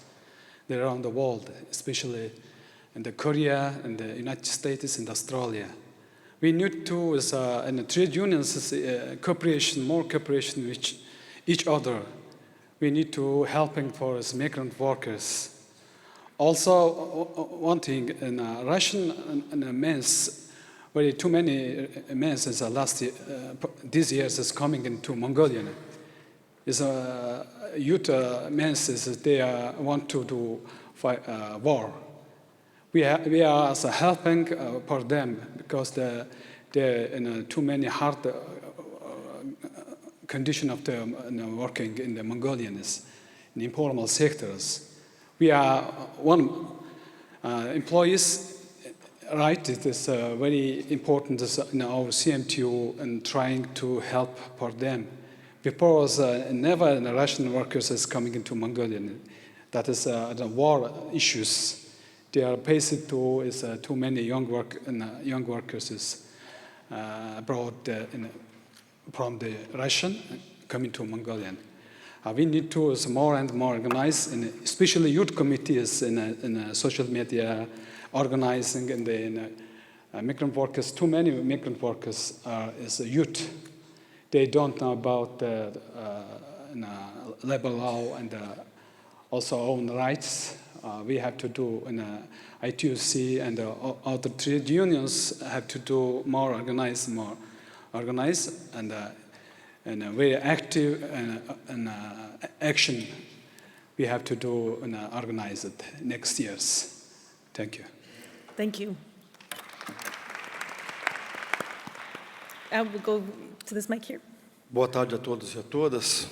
Meu nome é Moacir Pereira, eu sou secretário de Finanças da UGT Brasil. Antes de mais nada, eu queria aqui parabenizar o Luca Vicentini pela eleição para secretário-geral da CSI no próximo mandato.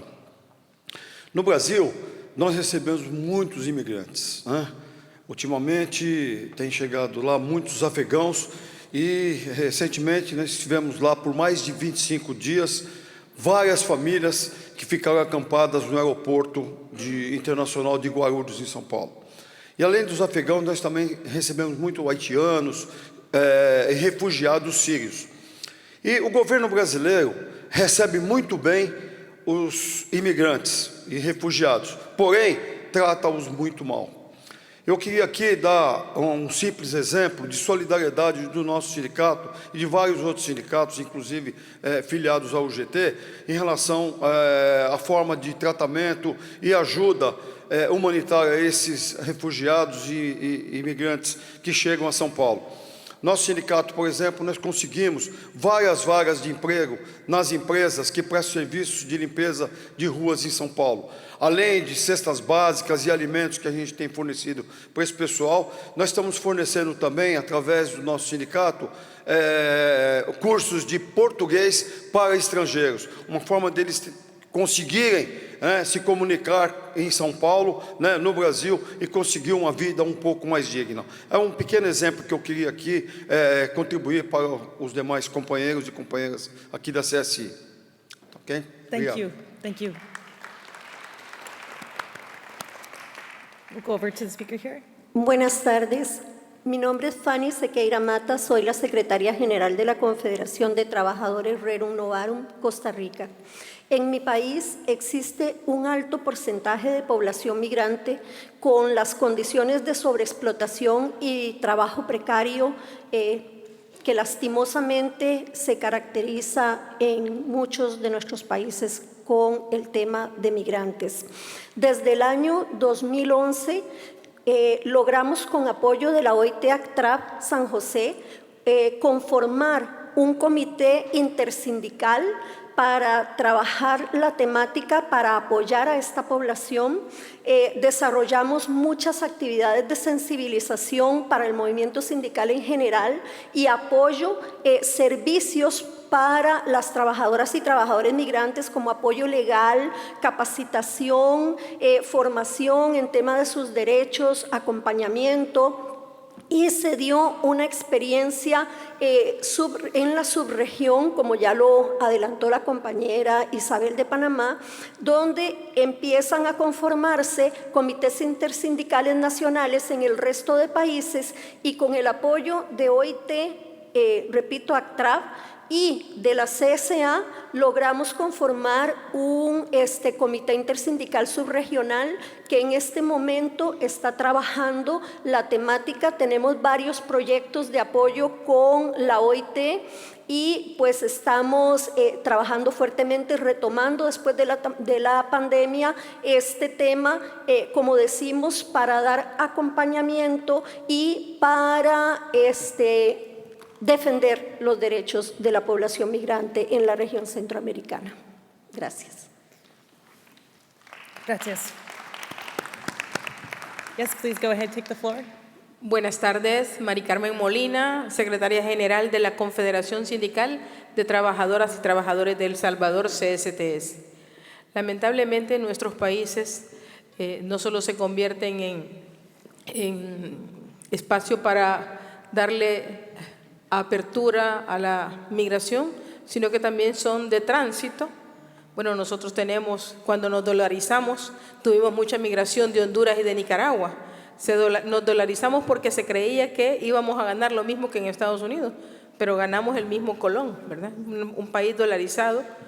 Y creo yo que hubo un elemento que no se ha dicho acá, no se ha escuchado, que lamentablemente se hizo una ley sobre la migración ordenada, segura y regulada en las Naciones Unidas, con la OIM, pero no contó con la participación de la OIT, que es la que tiene la capacidad instalada y es la que es la vocera de las y los trabajadores. Lamentablemente, en ese proyecto no figuró la voz de las y los trabajadores, que también es clave, porque lo lamentable es ver la fuga de cerebros que tenemos en cada uno de nuestros países por la falta de oportunidades. Y ese es el reto y el desafío, mejorar las condiciones de vida en cada uno de nuestros países. Muchísimas gracias. Thank you. I appreciate everybody's intervention and hearing what unions and trade unions, not only what our role is, but what we have been doing. So thank you for that. I would like to now move on to our final panel. And this is focusing on successful experiencing, influencing legislation, as well as initiating legal cases and developing favorable jurisprudence to ensure equality and inclusion. Now, pay equity and gender-based violence and harassment certainly stick up, still being two major issues hampering equitable and inclusive labor markets, and a gender pay gap persisting at around 20% globally, and with a surge in gender-based violence and harassment triggered by the pandemic and its related measures. So please join me in welcoming our three wonderful panelists today. We have Elva, Alejandra, and Michelle, so thank you for joining us. Elva, we'd like to start with you. SDG 8 enshrines equal pay amongst its targets, underscoring that an equitable and inclusive world of work is a precondition to gender equality and societal progress overall. Iceland has adopted progressive legislation on equal pay between men and women, including transparency measures. Could you share the main features and how social partners are involved in its implementation? Thank you. Dear sisters and brothers, I would like to start by thanking you for the opportunity to talk about such an important matter here at this venue. And I especially want to thank the interpreters who work so hard to help us understand each other, because it's so crucial to build bridges like that to reach our goals, such as equality. And sometimes these bridges are in the form of laws and regulations, such as the ones that I'll be talking about here. Like in other countries, the Icelandic Union's battle for equal pay and gender equality has been long-standing and is still an ongoing priority. Decades after the first equal pay provision was enacted by law, we have learned that proactive measures and actions are the name of the game. These actions must have the objective of placing the responsibility on the employer and not on the employee of ensuring equal rights. One of the biggest steps we have taken so far was by the initiative of the Icelandic Confederation of Labor, or ASI, who reached an agreement with the Icelandic Employers Association on the formulation of a special standard on equal pay. Customarily, projects like these are tripartite, so the government and other representatives of workers and employers also participated.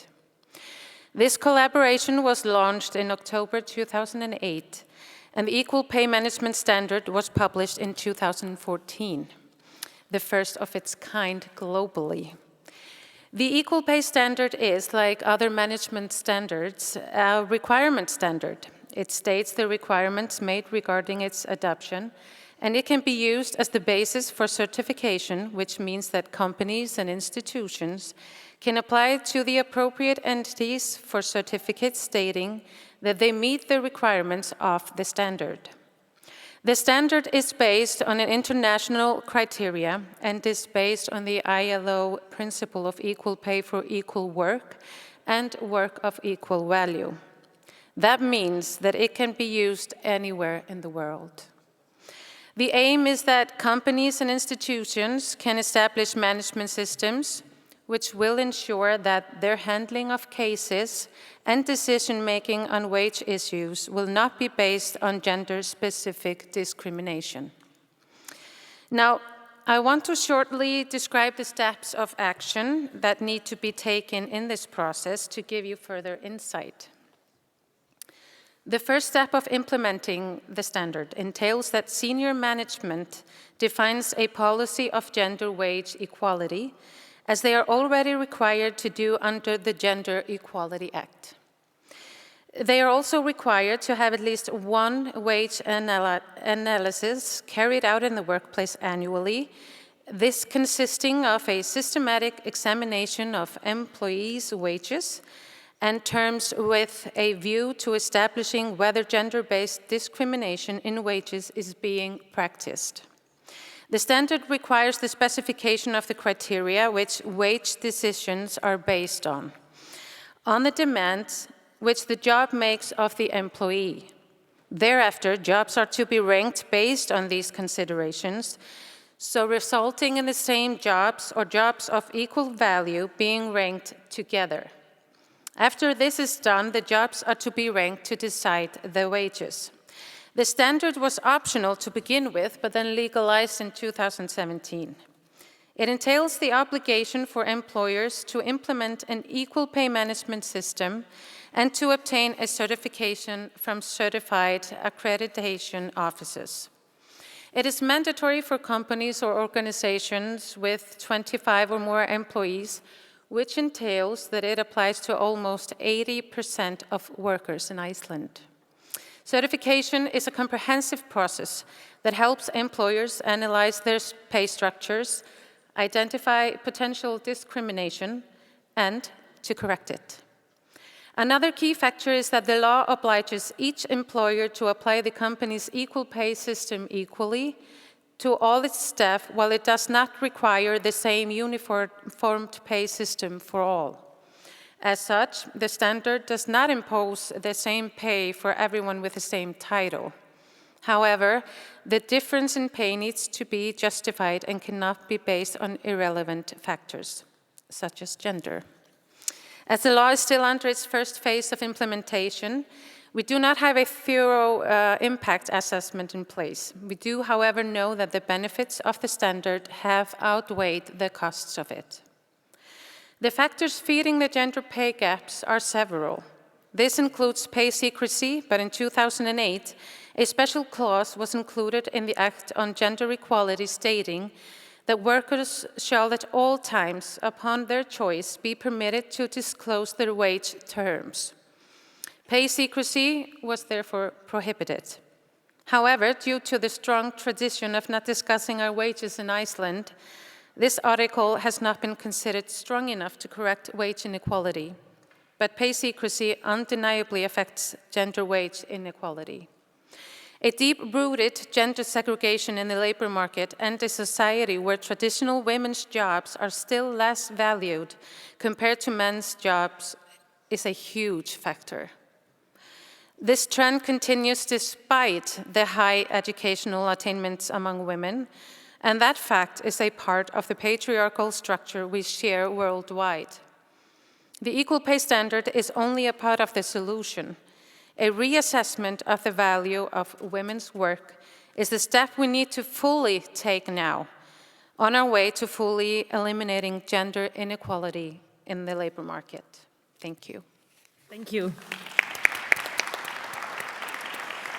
Alejandra, we'll go to you next. We celebrated the historical adoption of ILO Convention 190 and Recommendation 206 in June 2019.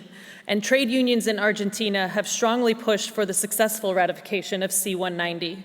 What is the path now for effective implementation, and what trade unions are doing to include C-190 provisions in their CBAs? Bueno, buenas tardes. Gracias por la invitación en nombre de la CTA Autónoma de Argentina, la que represento, y quería decirles a todas y a todos, queridos compañeros, que ha sido muy importante para nosotros escuchar las intervenciones con respecto a estos temas que la verdad que nos afectan directamente a todos. Así que bueno, también va a ser muy interesante escuchar lo que puedan aportarnos después de esta breve presentación de nosotros. Debemos preguntarnos todavía por qué el convenio 190 y la recomendación 206 son un instrumento tan importante para los trabajadores y las trabajadoras del mundo. y no solamente un instrumento que ha sido trascendental para la vida de las mujeres, entendiendo cómo la violencia nos golpea de una manera diferencial.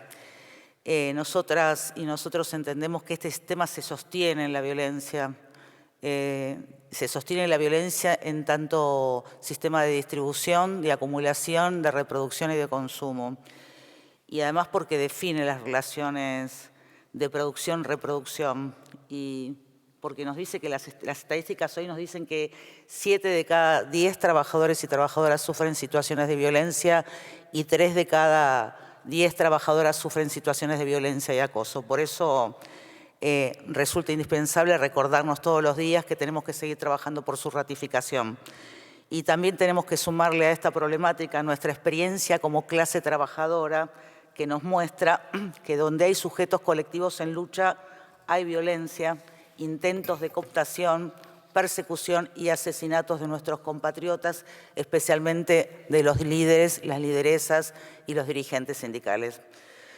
No es una cuestión individual por eso, y por eso lo asumimos como parte de nuestra lucha todos los días, y lo hacemos fuertemente en nuestro continente, y es un reto avanzar en la comprensión de las causas que significa la violencia sistémica y enfrentar a esta como un todo.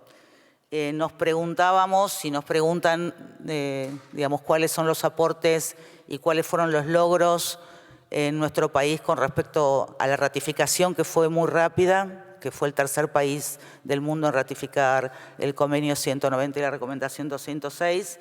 Y además fue importante el impulso porque entendíamos que era el primer tratado internacional que trataba esta problemática que veníamos discutiendo y nos veníamos movilizando las mujeres y los hombres en la calle en contra de la violencia, y además porque entendíamos que debíamos hacer todos los esfuerzos para incluirlo dentro de la negociación colectiva.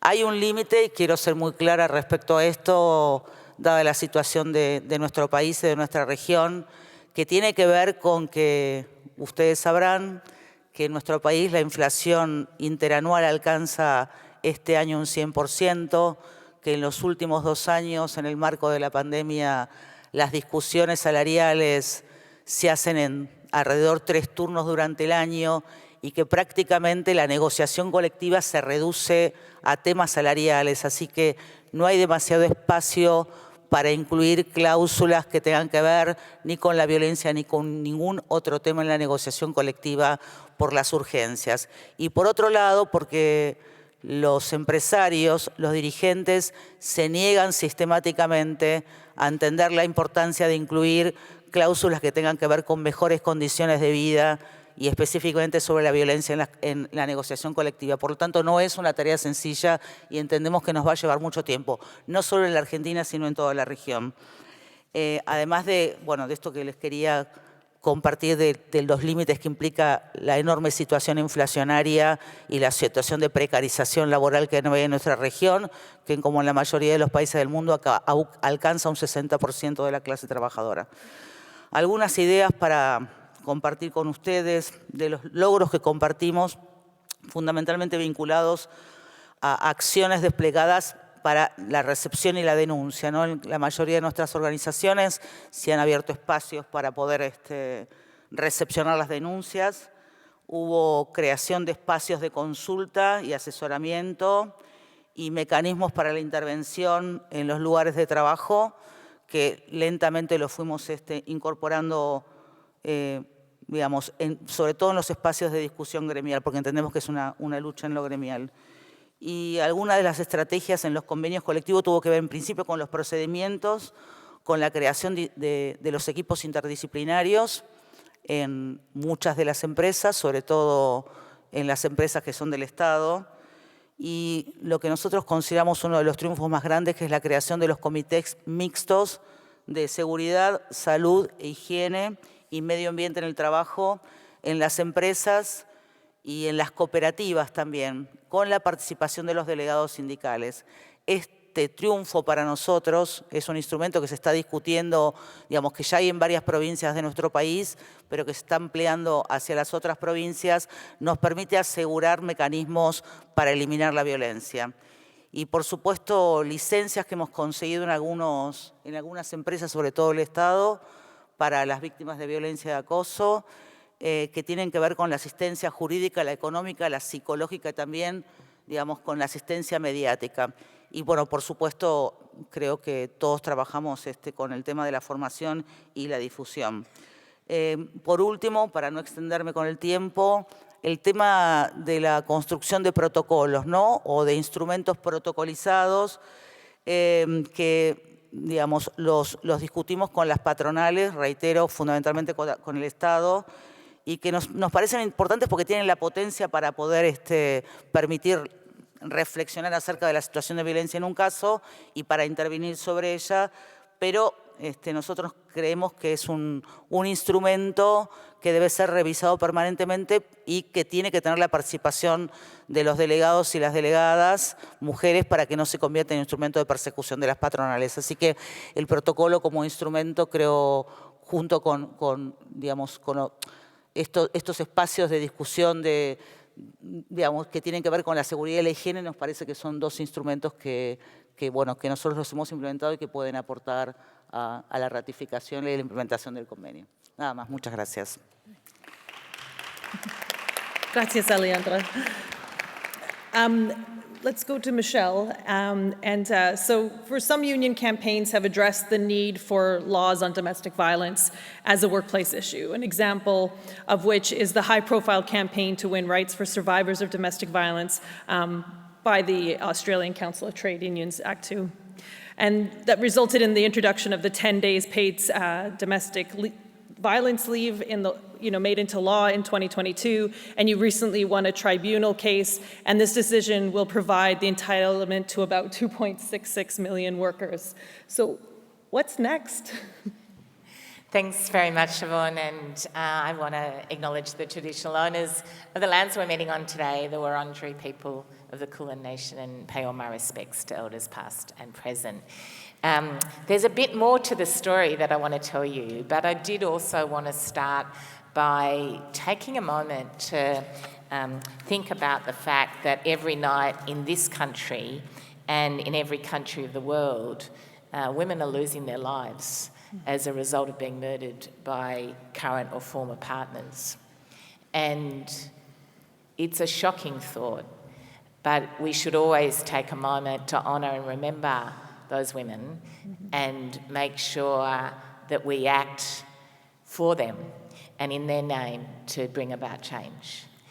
And in Australia, family and domestic violence is a crisis that affects all Australians, and 1 in 3 people have experienced violence by the time they're 15, and tragically an average of 1 woman a week is killed by a partner or former partner. And the Australian Union Movement has been campaigning on this issue for 12 years. And we have recently had a win which extended that tribunal decision as a new law so that every worker in Australia will be entitled to 10 days paid family and domestic violence leave. So I want to talk a little bit about how we did that, but also about what's next, because it's one thing to win a law, it's another thing to win change. And this, as I said, came about after a long time in campaigning. In fact, the very first attempt and success in winning paid family and domestic violence leave was about 100 kilometres from here down the road at a local council, local government authority, where the workers there in 2010 won the leave entitlement. And then it started to spread. And we saw unions, both that union, which was the Australian Services Union, but then others, starting to make this claim and fight for and win it in enterprise agreements, which is our current system around the country. So over a number of years, you saw this fire, this little spark start to grow into a fire. And we managed to succeed in winning more than 2 million workers in Australia having them in enterprise agreements. We got state governments to agree to include it as an entitlement for state government employees, and we ran some cases in our tribunal. The first time we ran a case in the tribunal in 2017, We were trying to get 10 days paid leave and we only won 5 days unpaid leave. So we were determined to not accept that as good enough. And we kept going with this campaign and thought about, well, what are the strategies we're going to take to win it? Like, how are we going to make sure that we go further with it? And it became really clear that what we needed to do,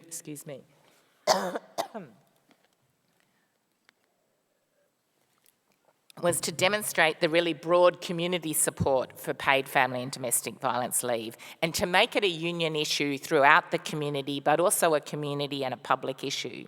So a really key strategy was asking union members who provide frontline services to support women and children experiencing violence to be on the front line of the campaign as well, to talk to politicians and to talk to members in workplaces about what was the time and resources that you need to leave if you're trying to escape violence.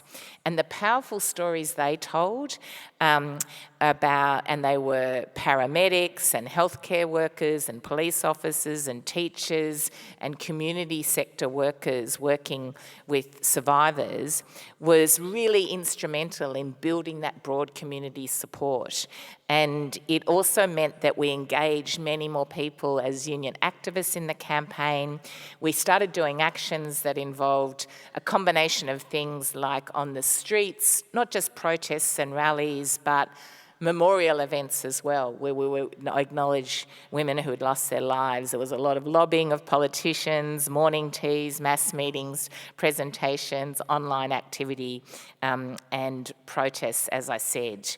We then took this second case to the Fair Work Commission, but also we importantly got the Labor Party that were elected in May this year to government to commit while they were in opposition that if they were elected to government, they would introduce this as a law. So they had a mandate. They talked about their commitment to this during the election campaign.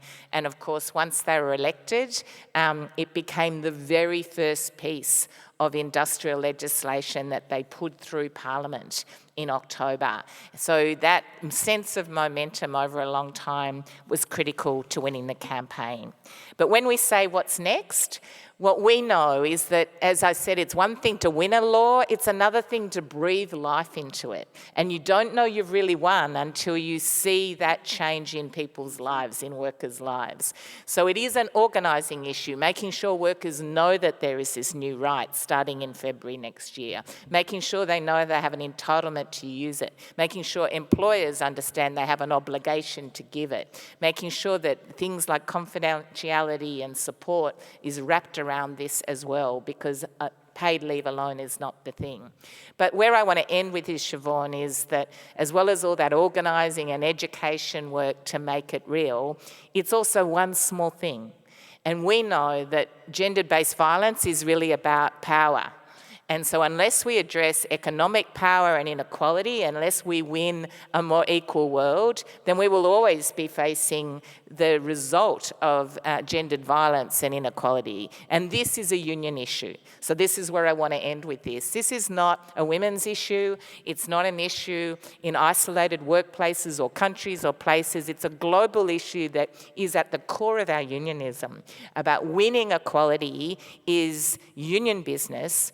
It is about saving lives, but it's also about changing our world.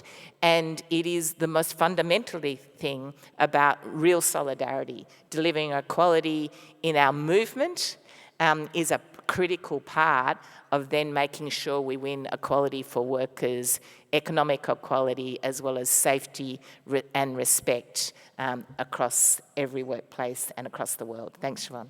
Oh, thanks, Michelle. Yeah, and I think that is, you kind of brought all of this together of why all these different issues we've been talking today, which is all of that gold of that we have to fight inclusion or fight inequalities and have inclusion in our workplaces. I'd like to thank all of you for being here and the work that you do that got you here, and your leadership is absolutely inspiring, and for sharing these stories with us today. And maybe we'll open the floor in case anybody here would like to share their thoughts or their experiences.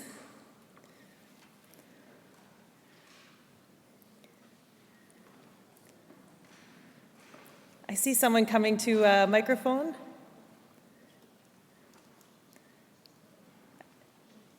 Excellent, yes. So she's speaking in Korean, so I'll be translating consecutively. Thank you, we appreciate you being here.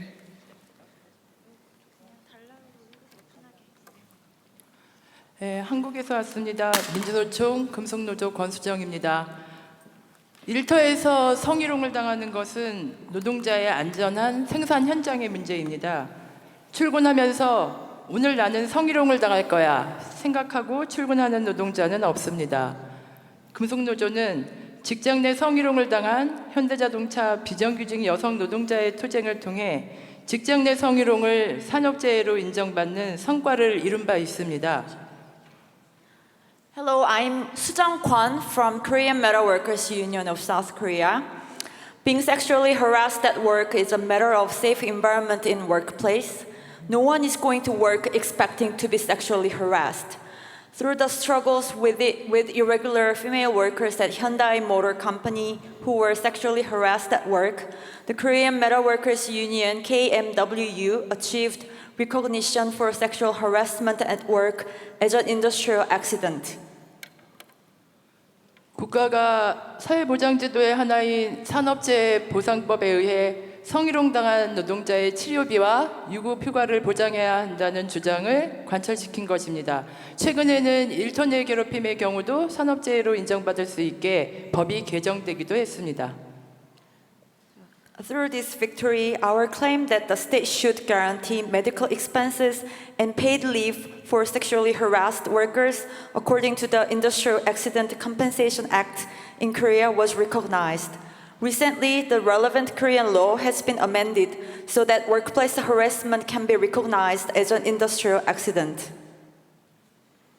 또한 현대자동차의 경우 임신, 출산, 육아를 위한 유급휴가와 함께 조합원이 낙태에 이른 경우 유급휴가를 보장하는 단체협약을 체결하기도 했습니다.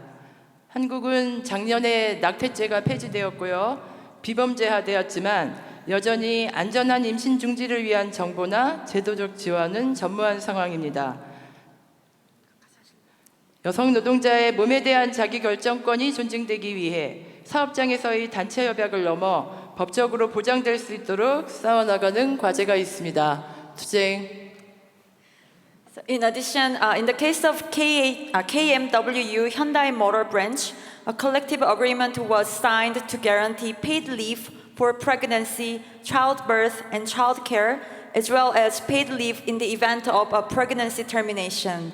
In Korea, criminal charge on abortion was abolished and pregnancy termination was decriminalized last year, but there is still no information or institutional support for safe pregnancy termination. In order for female workers' right to bodily autonomy to be respected, there is a challenge ahead of us to fight in achieving the legal guarantee of women's right to bodily autonomy beyond collective agreement at workplaces. Let's fight together. Thank you.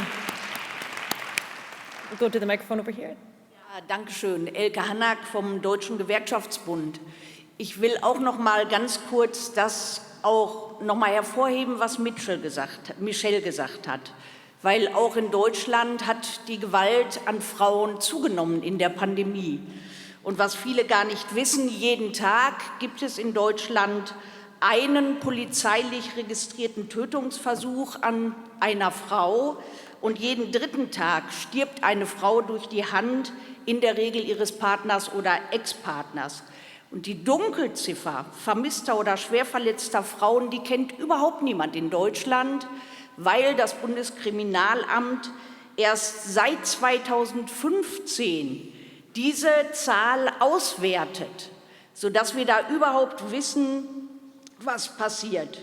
Und die Zahl bleibt gleichbleibend seit 2015 erschütternd hoch. 139 Frauen wurden 2019 getötet und für 2020 und 2021 erwarten wir nochmal erhöhte Zahlen durch die Pandemie. Da hat die Gewalt an Frauen definitiv auch durch Homeoffice-Regelungen zugenommen.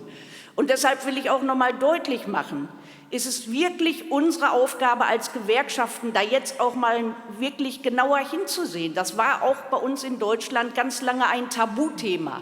Und dieses Thema aus dem Tabu herauszuholen, das ist, glaube ich, unsere aller Aufgabe als Gewerkschaften, sowohl in Deutschland als auch in der Welt. Und ich glaube, das müssen wir ganz, ganz verstärkt angehen, dieses Thema. Deshalb herzlichen Dank für diese Diskussion heute.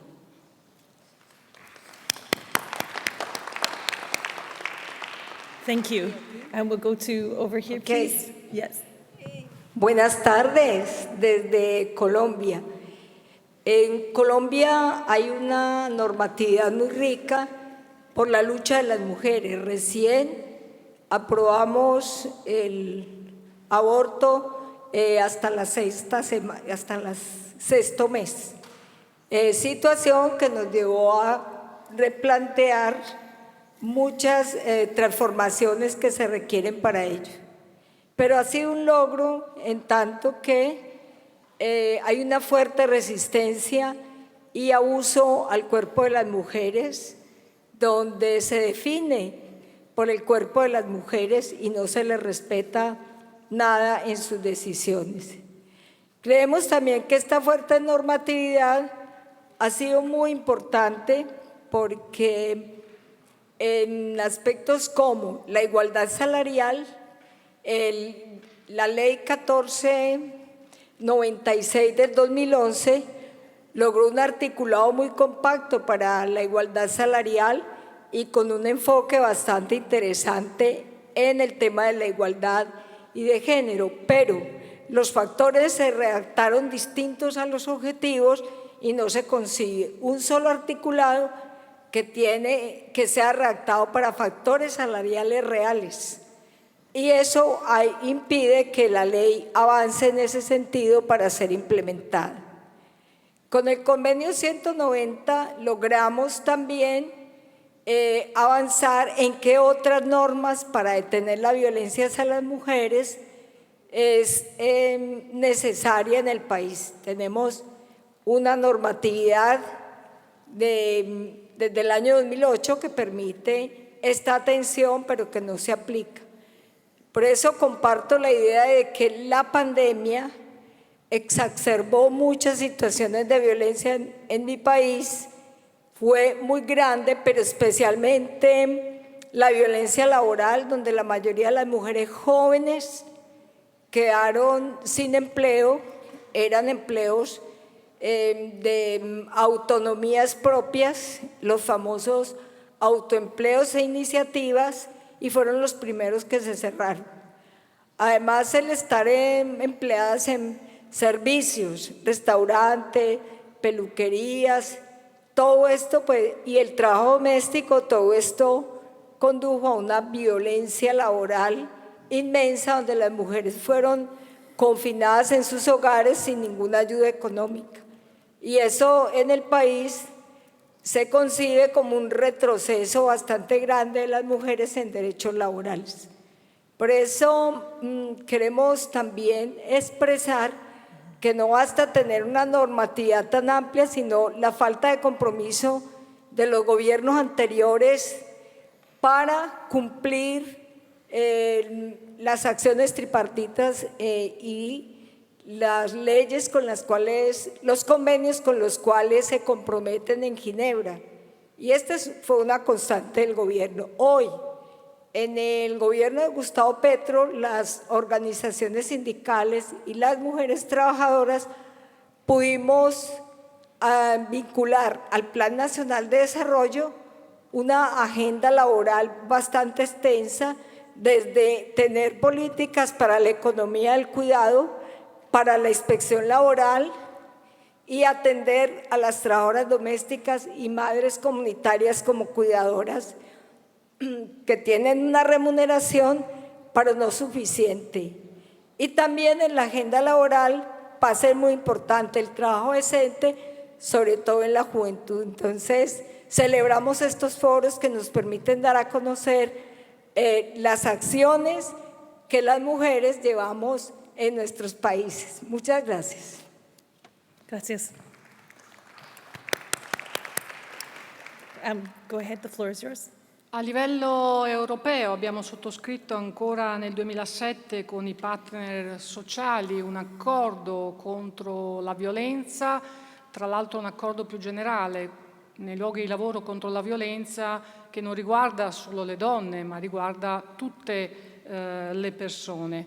E questo accordo noi cerchiamo poi di portarlo anche all'interno della contrattazione nazionale o aziendale e di rafforzarlo. L'Italia ha ratificato la Convenzione 190, stiamo discutendo con il governo italiano se dobbiamo appunto modificare anche parte della nostra normativa per dare più forza alla Convenzione e noi abbiamo già 90 giorni retribuiti dall'Istituto Nazionale della Previdenza Sociale per le donne vittime di violenza che denunciano la violenza e si fanno aiutare da quelle che in Italia vengono chiamate case rifugio. Questi giorni noi cerchiamo di aumentarli, abbiamo contratti sia nazionali ma anche aziendali dove viene aumentato questo periodo perché spesso le donne devono anche, è una violenza sia sul lavoro ma anche in casa, se è in casa devono anche cambiare città e cercare di ricostruirsi una vita. Per questo da poco abbiamo anche sempre diciamo in ambito governativo istituito un reddito di libertà, 400 euro al mese per 12 mesi per permettere a queste donne di pagare le prime spese che hanno proprio per proteggere se stesse e anche i bambini e una procedura più veloce nei tribunali per denunciare la violenza e quindi per distanziare subito l'uomo maltrattante. Noi appunto con la contrattazione su questo tema abbiamo fatto e stiamo ancora facendo molto perché riteniamo che debba proprio aumentare la cultura di rispetto anche nei luoghi di lavoro tra uomo e donna. Thank you. Oui, bonjour, Dominique de la UGTB en Belgique. Je voulais revenir sur la question de l'égalité salariale parce que je pense que c'est certainement un des enjeux et un des combats syndicaux les plus importants. Et on voit que partout dans le monde, l'égalité salariale n'est toujours pas acquise entre les hommes et les femmes. Je peux en tout cas remercier la collègue islandaise qui nous a tout à l'heure montré une voie importante, une voie qu'on a essayé de copier en Belgique en 2012 avec une loi sur la transparence salariale. Mais qui malheureusement n'était pas aussi complète et qui offrait moins de possibilités que la loi islandaise. Alors on a évidemment continué depuis de nombreuses années à organiser chaque année justement sur base des statistiques qui sont réalisées de l'écart salarial entre les hommes et les femmes. Et donc chaque année, notre syndicat organise une journée de l'égalité salariale pour mettre en avant justement persistance de cet écart. Avoir des statistiques, c'est fort important. Et puis alors aussi, il faut qu'elles soient bien réalisées et qu'elles reflètent quelque chose qui soit illustrant. Et dans les statistiques que l'on a, souvent, on nous présente uniquement l'écart salarial qui est un écart horaire entre les hommes et les femmes. Et de là aussi vient souvent la question, nous prenons en compte non pas un salaire horaire, mais le salaire qui est réellement gagné par une femme, puisque l'on sait qu'une grande partie des femmes travaillent à temps partiel, ce qui ne leur permet souvent pas d'obtenir un salaire décent ou en tout cas d'avoir une certaine autonomie personnelle grâce à leur travail.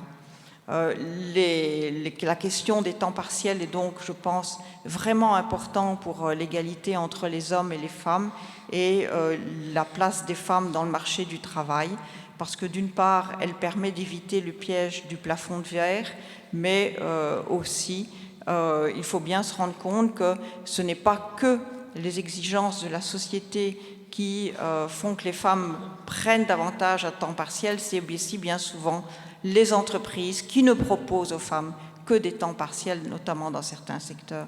Je crois qu'il y a donc évidemment beaucoup de thèmes qui sont encore à aborder autour de cette question de l'égalité salariale, même si en fait en Belgique, par rapport aux autres pays européens, nous ne sommes pas si mal placés. L'année dernière, je voyais Eurostat qui d'ailleurs reconnaissait que des pays comme l'Allemagne, qui sont pourtant des pays hautement industrialisés, modernes, avec des conditions relativement favorables, on voyait qu'en fait, au rythme où l'écart salarial se réduit en Allemagne, eh bien, il faudrait pour l'Allemagne plus de 100 ans pour arriver à un écart salarial entre les hommes et les femmes, ce qui est énorme, hein, on peut imaginer. Donc, c'est un enjeu majeur. Et au niveau de l'Europe, évidemment, il y a eu dernièrement un projet de directive sur la transparence salariale qui permettrait donc en fait aux travailleurs et aux travailleuses d'obtenir des statistiques dans les entreprises, un peu sur le modèle de la loi islandaise et de la loi belge 2012. Nous avions, en tant que Belges, espéré que cette directive nous permettrait justement d'améliorer notre loi de 2012 de manière, en espérant avoir des statistiques plus régulières, plus détaillées, etc. Et également des procédures qui permettent aux travailleurs de déposer plainte et d'obtenir une réparation au tribunal en cas de discrimination. Alors, on est fort déçus, mais évidemment, une directive européenne, bien, les rapports de force au sein du Parlement européen, des institutions en Europe actuellement ne sont pas forcément favorables. On sait que la droite est très présente dans les institutions européennes.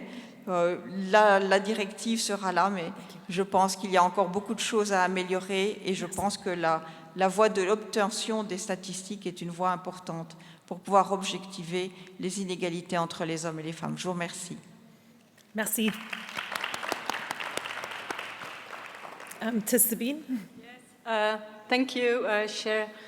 I'm glad, and I want to take this opportunity that I have to underline the importance of very solid social protection, social security systems for women. And unfortunately, during COVID crisis time, we had in Belgium, in my country, really seen the importance of a strong social security for women. Because we saw that we really quickly, immediately could get complementary benefits for women in stake. For example, all the care workers, and at the beginning of the COVID crisis, they were infected by the disease, unfortunately. But in Belgium, it was recognized very quickly as an occupational sickness accident. And so they got from the Social Security more benefits and more possibilities to have been taken care of. Women who lost their jobs because of the COVID, they couldn't go work for COVID, they got immediately temporary unemployment benefits. Immediately, so very good. Women who couldn't go to work because school of the children was closed and children were left behind at home, women, fathers also, but mostly women stayed at home and they got parental leave, extra COVID parental leave. And so we found the importance and we lifted the importance of a social protection system who is very strong, and it is in the importance of women. So I would say in times when we have no crisis, please build together to solid social protection, because when it's needed, we can use it. And I think in Belgium it saved really lots of women who had an income and who could continue their work. Thank you. Thank you. We'll go over to the mic over here. The floor is yours. Gracias. Considero que debemos luchar por una verdadera inclusión de género, no de palabras, sino de acciones. Debemos defender la igualdad salarial y decir igual trabajo, igual pago. Debemos combatir el machismo y el patriarcado. Debemos defender a los migrantes y exigir que hayan políticas de empleo que les generen seguridad, salud y también salarios justos, salarios dignos. Yo creo que para entender este tema de la igualdad salarial y la migración hay que hacer un buen análisis del contexto geopolítico, lo que ocurre en los países vecinos o en otros países y saber qué está viviendo esas poblaciones, por qué migran. Pero además hay que hacer un análisis sociopolítico, un buen análisis, un buen debate sociopolítico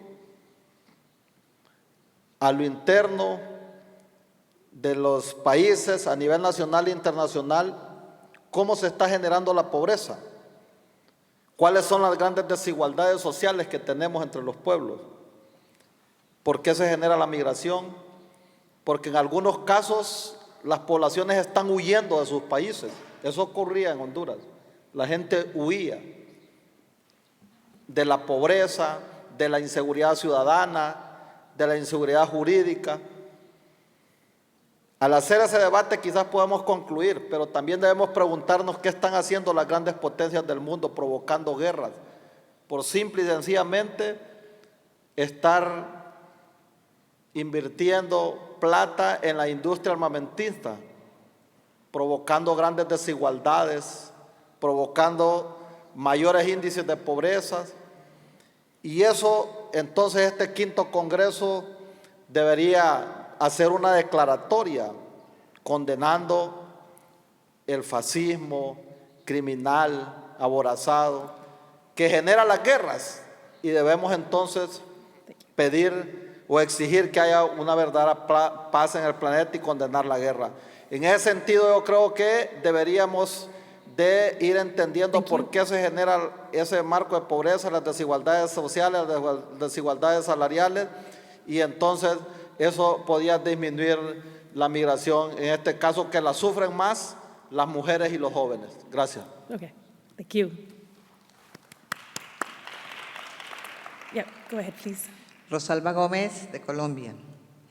Lo primero es valorar desde la CCA, la CCI, que en las agendas de trabajo está todo el tema de la inclusión, porque esto nos remite a que nosotras en las regiones tengamos pilares fundamentales para trabajar, porque la verdad es que en nuestras agendas estos temas hoy los recogemos, no son de mucho tiempo, es porque están en nuestras agendas internacionales que llegan a las agendas regionales y las incluimos, para valorar que sí hay que tener la política de inclusión en los sindicatos del mundo, en el caso de Colombia.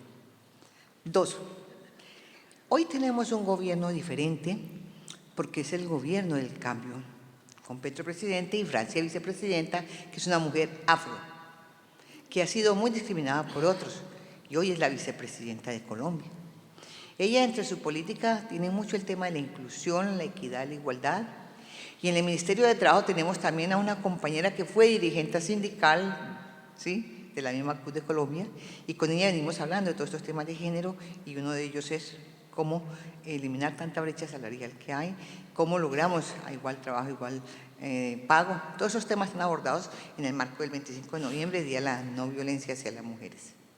Pero también yo quisiera saber, aquí de muchas partes del mundo hay Ministerio de la Igualdad, porque en Colombia ya se está hablando y se incluyó ahora un proyecto, primera vez que se presenta un proyecto al gobierno y que va avanzando ya en debates para generar el Ministerio de la Igualdad, o sea, de la mujer, que recoge todos estos temas, ¿sí?